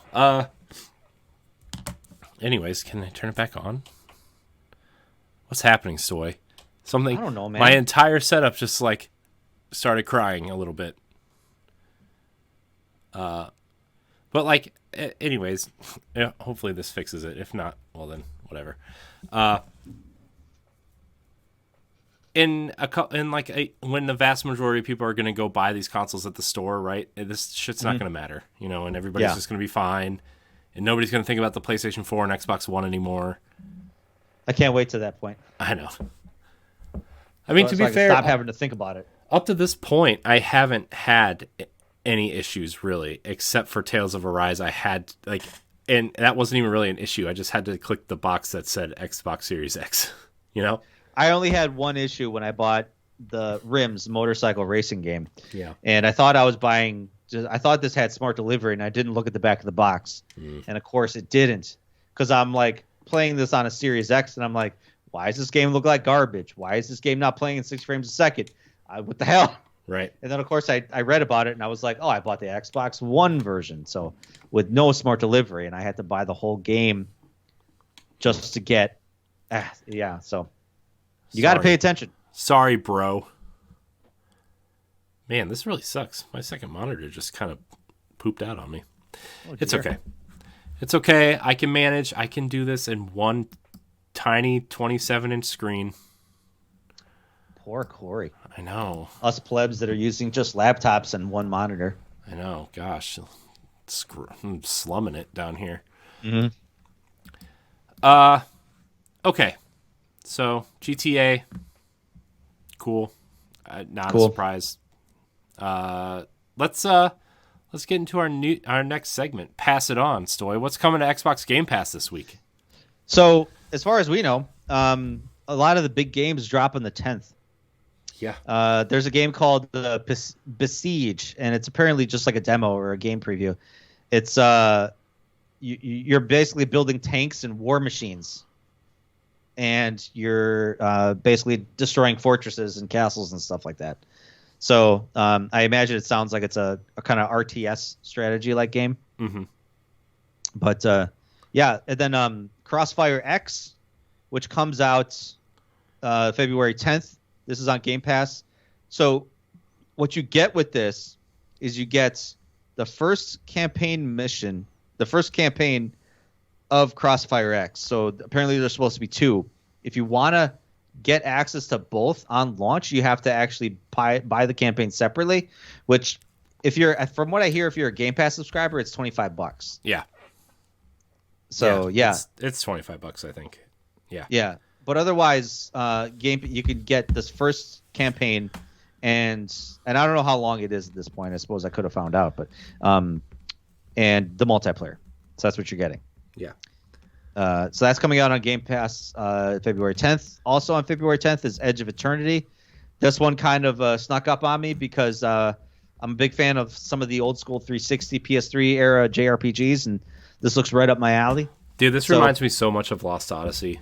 Yeah, it's like Lost Odyssey meets Last Remnant. Yeah. Because I think Last Remnant had that where because this sometimes can be grid-based. Yeah. Once you get into the turn-based combat. Yeah. You can actually position your allies on the battlefield, or when you're attacking enemies, so you can flank enemies from the side or attack them from behind. So, and it's got kind of like the classical like Japanese storytelling and character development and everything. So. Yeah. It's I'm excited. I'm really excited for that game. I have to tell you. Yeah. Really excited. I really am too. So it's going to be kind of, man. I'm going to hate this week so much. You'll be fine. You got Skull, the Hero Slayer. It's a fast-paced action roguelite where losing your head is encouraged. So I don't know how to describe that, but I think this game has been out for a while. And I think it's finally, I think it, because I've heard of this game. So I don't know if it's maybe just like a day one thing or if the game's been out for a while. So I don't know. But yeah, it's like kind of like a side-scrolling action roguelike game. So also on the 10th, The Last Kids on Earth. This is a semi-open world action RPG where you're fighting hordes of zombies and monsters. I think we've heard of this game before, hundreds and hundreds of times. Yeah. So a few times. Yeah. But apparently I missed a part of the title. The Last Kids on Earth and the Staff of Doom. The Staff of Doom. You'll explore zombie-infested streets on your quest to stop Melandra, a powerful adversary, from obtaining the Staff of Doom. Wasn't there an Indiana Jones game called Staff of Doom? Yeah, something like that. I think it was for the PlayStation 2. It was like PS2 and Wii, I think. Yeah. Forget. Staff of something. Emperor's Staff of the Emperor. I don't know. Sorry. Indiana Jones. On the mind. Yeah. So yeah, that's what's coming out this week. It's a big week. So yeah. I mean, Edge of Eternity, I think, is clearly the pick for me. Although Skull is really interesting, although the roguelike aspect is out. Yeah, I know. It's one of those things. Even because Sifu is coming out. How does Stephanie pronounce it? Sifu. Sifu. Okay, got it. Because that's She kind of made sense because in Japanese it means something different, in Chinese it means something totally different as well. But so yeah, that's that game's coming out this week. And then Crossfire X I really want to get into because I really want to get into a good like first person shooter campaign. And then Edge of Eternity, and then I got Dying Light 2 that I'm playing right now. And then next week I got to look forward to freaking Horizon Zero Dawn. Oh my god. Your wallet hurts, doesn't it? Yes, it does. This is why I don't have a PlayStation. Thankfully, I have Game Pass. Yeah. Because at the very least, 2 of these games I could just play for free. You can play for free, sort of, with your subscription to Game Pass. Well, it's $15 a month, so it's not bad. I'm not complaining. Yeah. So, anyway, that's what's coming out this week. Great. Neat. All right. Well, Stoy. Oh, snap. You want to talk? Oh, no. Well, I suppose we could talk about that next week, about what's leaving. What's leaving? Yeah, what's leaving. What's leaving Game Pass? Tell me. Control is leaving. Yeah, but it's not the good version of Control, so it's fine. Yeah, it's not the Series X version, that was the other thing. I wonder if that'll end up coming, the Series X version, when this is done. Maybe. Code Vein, that's leaving as well. That was kind of like an action, kind of like a turn-based RPG, Japanese RPG. Man, Final Fantasy 12. Final Fantasy 12. The biggest one for me is the Medium. That one's leaving. But I think I may want to scoop this up as a physical copy on PlayStation 5. So, Project Winter and the Falconeer, those are leaving as well.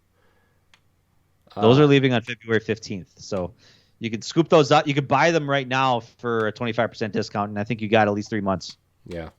By the way, Code Vein right now, since it's leaving in a couple days, is $11.99 on sale. So that's not bad. If you want to, not bad. I'm thinking about it because I wanted to play it and I never did. Yeah. That and Scarlet Nexus were 2 games that came around the same time, and I wanted to play, and I just have not gotten around to it. Yeah, and Scarlet Nexus is on Game Pass, and it's a pretty decent game. Yeah. Man, I kind of... You know what? I'm going to be that guy. I'm going to be that guy right now, Stoy. You're going to buy it? It's $12. Yeah, do it. What are you spending $12 on, Stoy? I'm probably going to spend $12 on that. I'm going to have to try to remember to get on my Xbox after we're done here. Yeah. I don't care if there's not enough internal space. I don't want to install it. I just want to add it to my library, bro. I hate that like the game automatically starts downloading. That's the one thing I wish you could turn off. Phil, please, just give me the prompt that asks me if I want to install it now. Yeah. That's it. Simple. Go to go back to library or install. Put those 2 buttons in there. Yeah. Can't be that hard. Yeah. There's got to be some programmer in Microsoft that can do that. Yeah. Install. Don't install. Yeah. Or don't even just install it. Make me just go to my library and install it.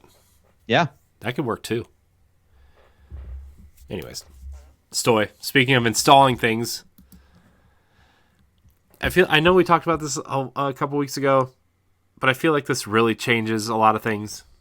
And especially with Microsoft and Sony both saying they're not done with acquisitions, which kind of scares me a little bit, but not really. It just kind of like... Yeah, and Jeff Keighley kind of followed it up after the whole Bungie announcement. He kind of came out with a tweet to say the acquisitions this year are not done. Like there's still going to be more on the horizon, and it's one of those things. Some of them will shock you. Yeah. Will they? I mean, will they? I mean, even the ones we talked about, would still kind of shock. Like one of the biggest ones for me would be Sony scooping up Capcom. Yeah. I think Sony. Shock. I think Sony's going after Konami. It would make sense. That's my thing. I would love for Microsoft to go for Konami. Yeah, because yeah, I really think they would do those games justice. The games in the universe, like Metal Gear Solid, Castlevania, Silent Hill,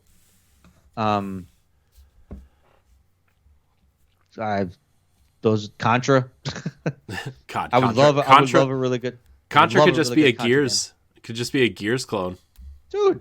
It could totally be like, dude. There was some really good. There was that banging Contra Shattered Soldier. That was the best Contra's been in this current generation. I mean, ever since the Nintendo Super Nintendo days. The peak was Shattered Soldier. Which one was that?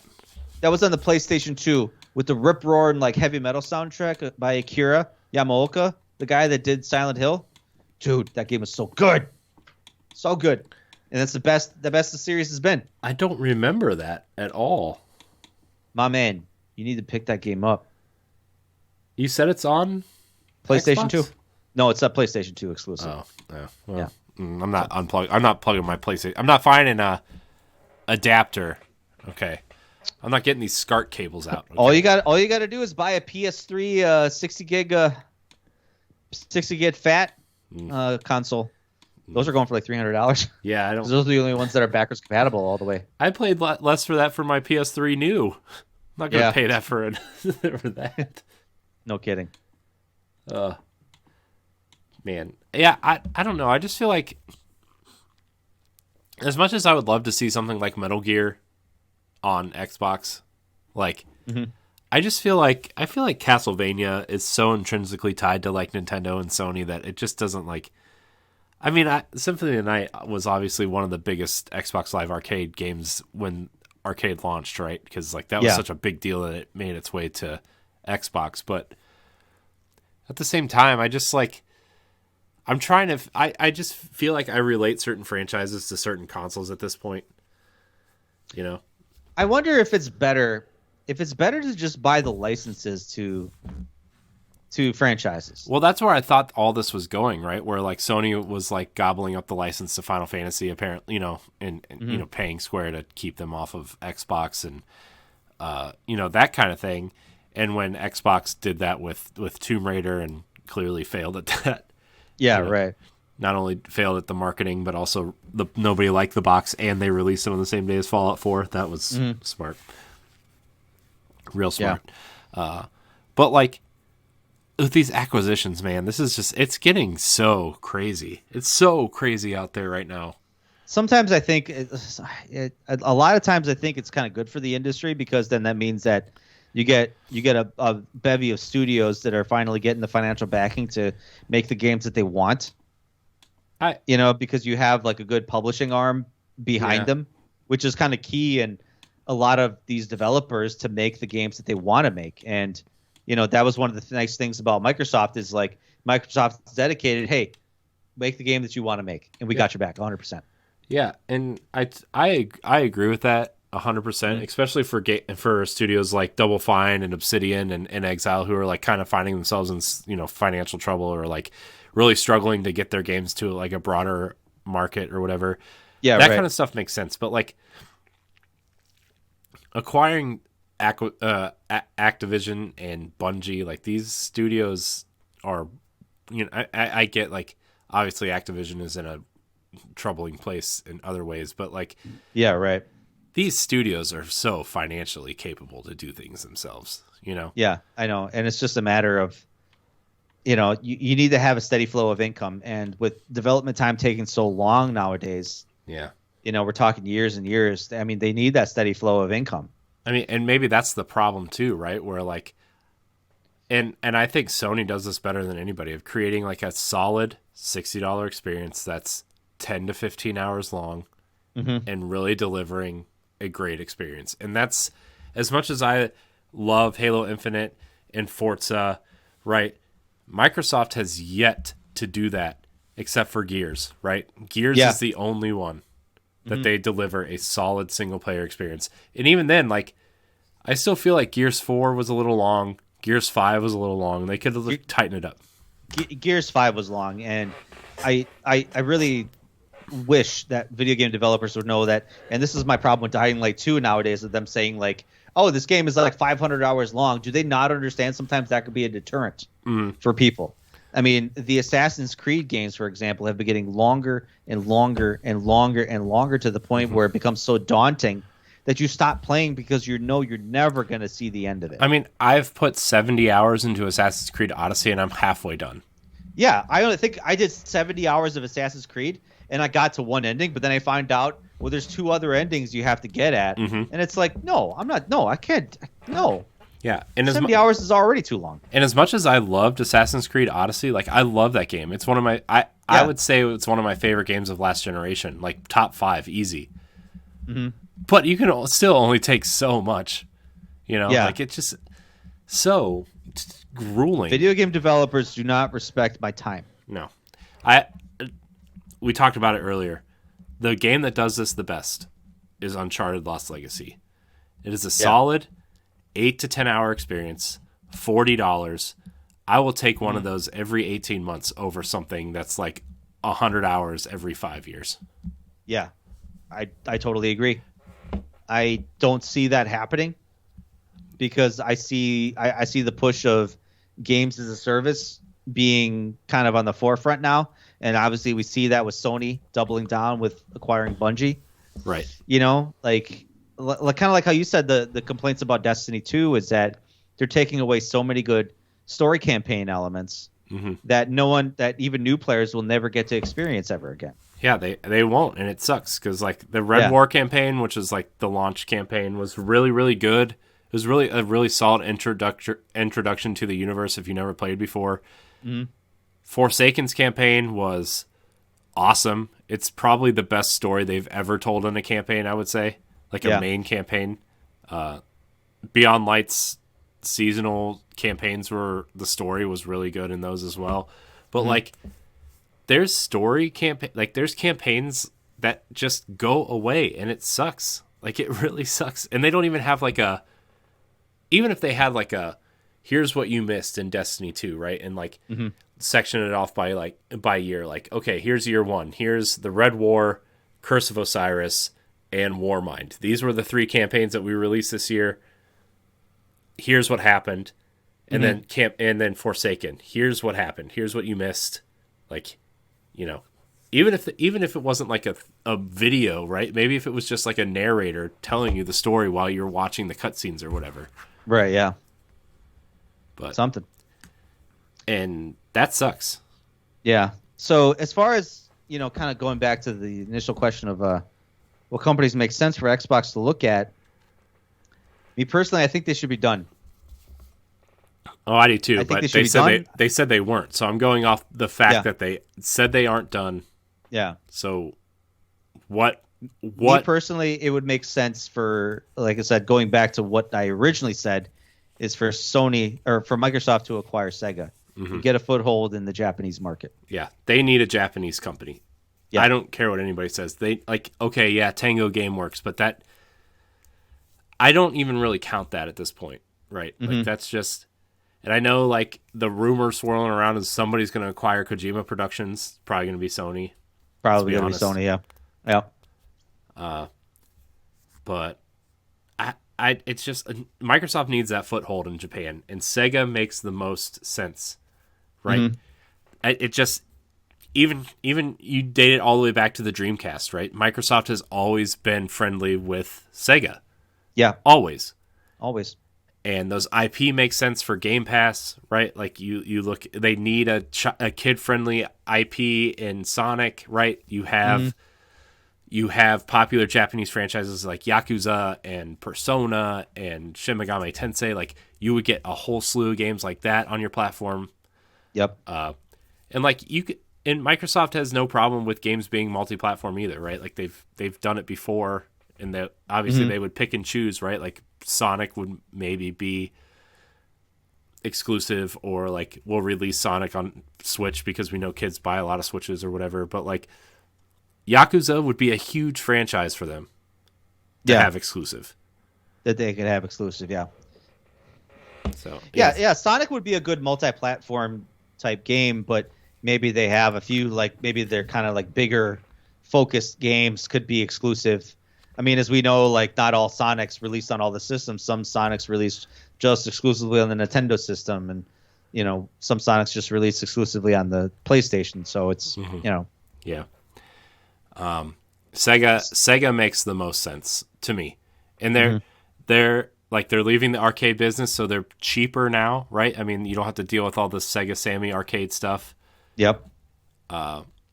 So I mean, I looked it up when we talked about this the first time. Their net worth is only $3.6 billion, like only. But in Microsoft money, that's like, that's like chump change. Yeah, I bought toilet paper today. You know, that's what they're. Yeah. That just makes a lot of sense. Plus, they're like Phantasy Star stuff, right? Phantasy Star. They need an MMO. I mean, they just got WoW, I guess, but they need a third-person, narrative-driven action-adventure espionage game. That's what Microsoft needs. Yeah, I remember. I think Sega has one of those. Sega have some? Yeah, they do. I think so. Right? So it's like a dormant IP. Yeah, that they can bring back. Yeah. Trying to think of the name. It's kind of like a James Bond-esque RPG. Yeah, and you can like pick and choose how you want to play. Do you want to be kind of sneaky, or do you want to be actiony? Or do you want to talk your way through things? I'll think about that. God, yeah. Then Microsoft would really own Alpha Protocol and just take it. Just give it to me. Give it to me. Come on, Jesus. Once that happens, we're having an emergency podcast just for that. Yeah, we are. Of course. Once it gets announced, one of us has to contact the other, like emergency podcast right now. Yeah, I don't care what you're doing. I don't care if you're changing a diaper. I don't care if you are in the emergency room. Yep. I'll be on the getting my face stitched up or something like that, and I'm like, emergency podcasts, go. Let's do it. Let's do it. Man. But yeah. That makes the most sense. I guess the second option would be Square Enix. I mean, I think you talked about that in the past. Yeah, I mean, at least the Western Division. The Western Division stuff. I still think that Square wants to get rid of their Western Division. Yeah. I just, after Avengers and their, Tomb Raider failure.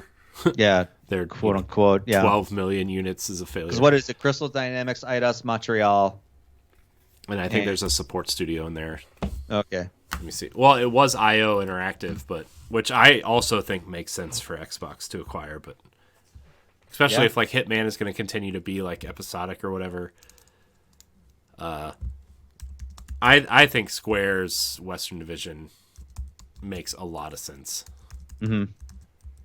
Western Division, there it is.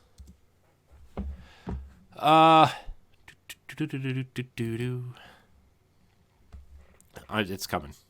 It's coming. Just hang out.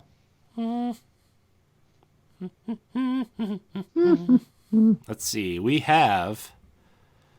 That's their.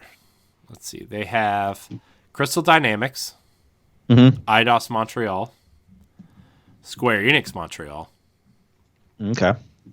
And they have a mobile studio in Square Enix London. So those are their Western studios. They also have a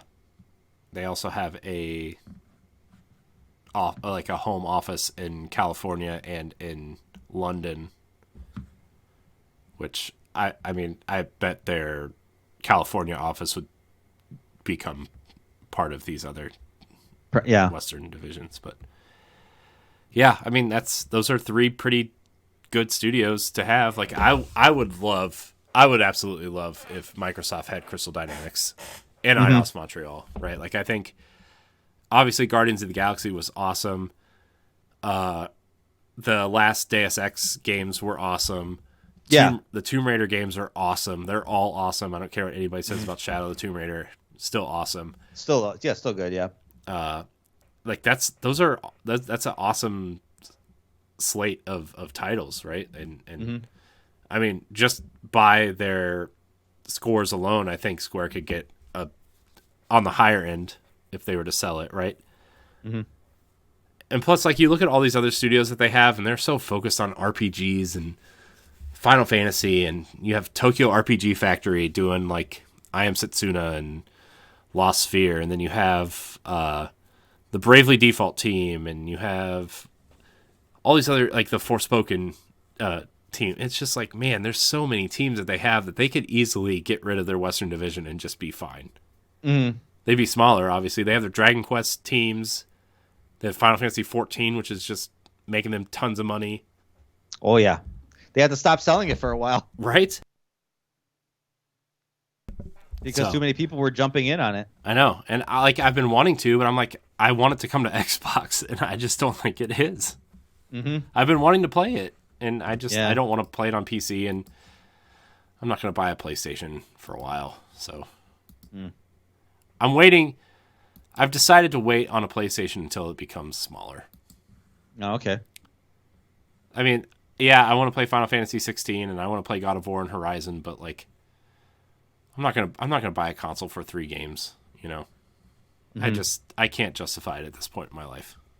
2 kids and a wife, and same for a house. It's just, I feel you. Although, and the amount of money I've spent on game sales in the last 3 months, I probably could have bought one. So. You're buying some right now as we speak, for crying out loud. I did. You're right. I did. Yeah. I can't help it, man. They're so cheap. Be like that. They're so cheap, man. Even games I don't want, they're so cheap. Monopoly is $4.99. Monopoly is $4.99. Come on. Nah, even that's not worth it. But it's Monopoly, dude. Rayman 3 HD is $2.49, dude. Rainbow Six Vegas 2 is $5.99. Yeah, there's a Ubisoft sale going on, I think, now. There is. I'm literally in the Ubisoft publisher sale. Mm-hmm. Riders Republic Ultimate Edition is $59.99, guys. Come on, get on that. Get on that. Get on that. No one's buying that game. Yeah. Man. The Division 2 multi-pack is $10. Oh, jeez. Selling you 2 games for $10. God. Oh my gosh, get me out of here. That weird Elijah Wood transference game is $6. Wheel of Fortune Stoy. It's $8. I don't know why you play a board game or a game show video game. It just doesn't make sense. I don't know, man. I'm just saying, like, whatever. I think IO Interactive makes sense for Xbox because I know they're trying to publish that Project Dragon game. Obviously, Hitman is on Game Pass, and like Phil has always talked about how episodic games kind of work on Game Pass, right? And I think if they want to do something like that with whatever future games they're working on, maybe it's not Hitman, but maybe it's something, like a new IP or something that would really make sense. Yeah. It'd be interesting if they brought back Scalebound. Funny you mentioned that. What's his name? From Platinum. Hold on. I know it, and I lost it. Hideki Kamiya still wants to work with Xbox on something. Mm-hmm. They could bring that back. Yeah, he tweeted out. Let's see. Phil said something about. He sent them something. He sent them a gift. Hold on, let me read this whole story. This is at Pure Xbox. Platinum Games, Xbox exclusive Scalebound might have gotten axed in the end, but doesn't appear to have done any damage to the Japanese studio's relationship with Microsoft. Platinum director Hideki Kamiya recently shared a photo of a gift from Microsoft Gaming CEO Phil Spencer on behalf of Team Xbox, it's all to celebrate Platinum's opening a new headquarters. And attached to the tweet was a following message from Kamiya. It says, "Thanks, Phil. Let's work together again." And Phil liked the tweet. Well, this isn't the first time Platinum has voiced interest in teaming with Phil Spencer again. Back in 2020, Kamiya and the Platinum head Atsushi Inaba said they were still open to a revival of the ambitious action role-playing IP, and even suggested fans send a letter to Phil to ask about it. They also recently, last year, said something about it was their fault for not delivering. It wasn't Microsoft's fault for canceling it. It was theirs because they just couldn't get it together. Sounds like they couldn't find a direction in that game. So Platinum would be an interesting purchase for Microsoft. Yeah, because they've done exclusives for, a lot. They did Astral Chain. That was exclusive to Nintendo. And yeah, I think Vanquish, wasn't that PS3 exclusive? it was on 360. Oh, it wasn't 360. Yeah. Okay. But still, that was published by Bayonetta. Sega, though, I think. Right? Oh, Bayonetta was multi-platform. Bayonetta 2 and 3, though. Yeah. Nintendo exclusives. Nintendo exclusives, yeah. Sega technically owns the IP, though. But, to your point, though, they have no problems working with other companies to make exclusive games, right? And, they're small enough to, not really hinder the industry, but they're big enough to where hardcore fans would be really excited for them to be purchased. Right. And, you think of Okami, you think of Bayonetta, you think of Vanquish. Just think of a cool, spin-off Gears game in the style of Vanquish. Mm-hmm. If you're playing as something a little bit more fast-paced. Yeah, or, you know, something, even new IP at that point. But, Platinum is a cool choice for this. Yeah. Yeah. It'd be awesome. I suppose we'll see. Like I said, I've kind of said my piece on the whole, maybe everybody should stop and just let the developers make the games or buy licenses to certain franchises, but that's up to the developers or the publishers of who owns those properties. If Microsoft would be interested in buying something like Alpha Protocol, it's okay,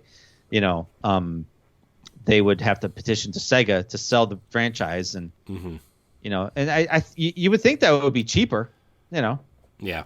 Especially if it's a dormant franchise. It's yeah, fine, take it. Yeah. Maybe they bring back 2 Human.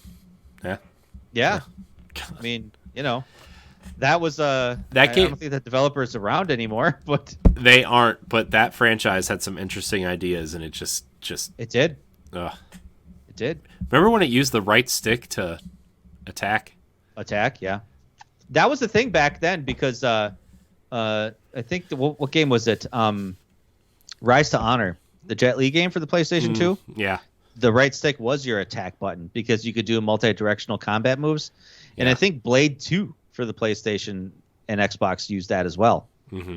And so that even God of War, it wasn't a combat thing, but it was still you had to you used it to dodge. Mm-hmm. Wasn't camera, so yeah, it definitely wasn't. So, it was a concept that could have worked, but yeah. So, man, gosh, dude, Platinum is a good choice. Good choice. Yeah, I just don't see that happening for Microsoft. Yeah, I would see them more so going for Nintendo. But Nintendo stated they're not in on this whole buying studios thing. They've already said, man, we're gonna do our own thing because Nintendo. which is nothing. Yeah. That also reminds me, I know Phil Spencer has expressed interest in Team Ninja and Koei Tecmo. Yeah, they did a lot of Dead or Alive, Ninja Gaiden. Those are Microsoft exclusives for a short period of time. Every single Dynasty Warriors game. Yeah, pretty much. I think they need something like that in their repertoire, whether it's I mean, obviously it hits a Japanese market, but also like the action, like the stylus action games and that kind of a game that appeals to that audience would go a long way, I think. Right. Yeah. But So, who knows? Who knows? World's their oysters, I guess. Yeah, I guess when you're throwing around billions of dollars, you can buy whatever you want. Like nothing. Yeah. Yeah. And I'm sitting here wondering if I should buy another game for $5. Speaking of $5, Stoy, that's going to wrap this episode. Really has nothing to do with $5. I was gonna say what? Okay, Nope. sure. No. Episode's still free, guys.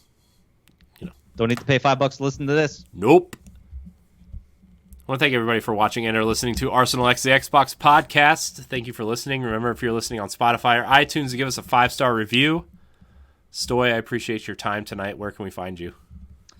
I am also part of the EXP Cast, a video game podcast on the Boss Rush Network. You can find us on Facebook, Twitter, Instagram at EXPcast, and my personal Twitter and Instagram at Stoy, MKE8.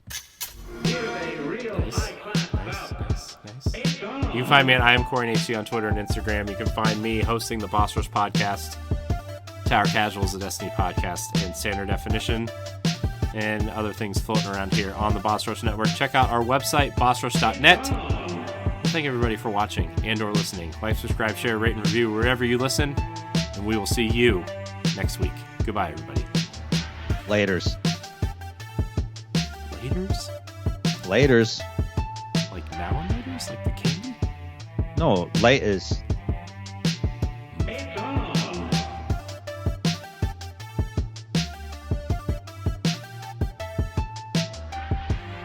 What's the matter? You hurt? Hey, bro.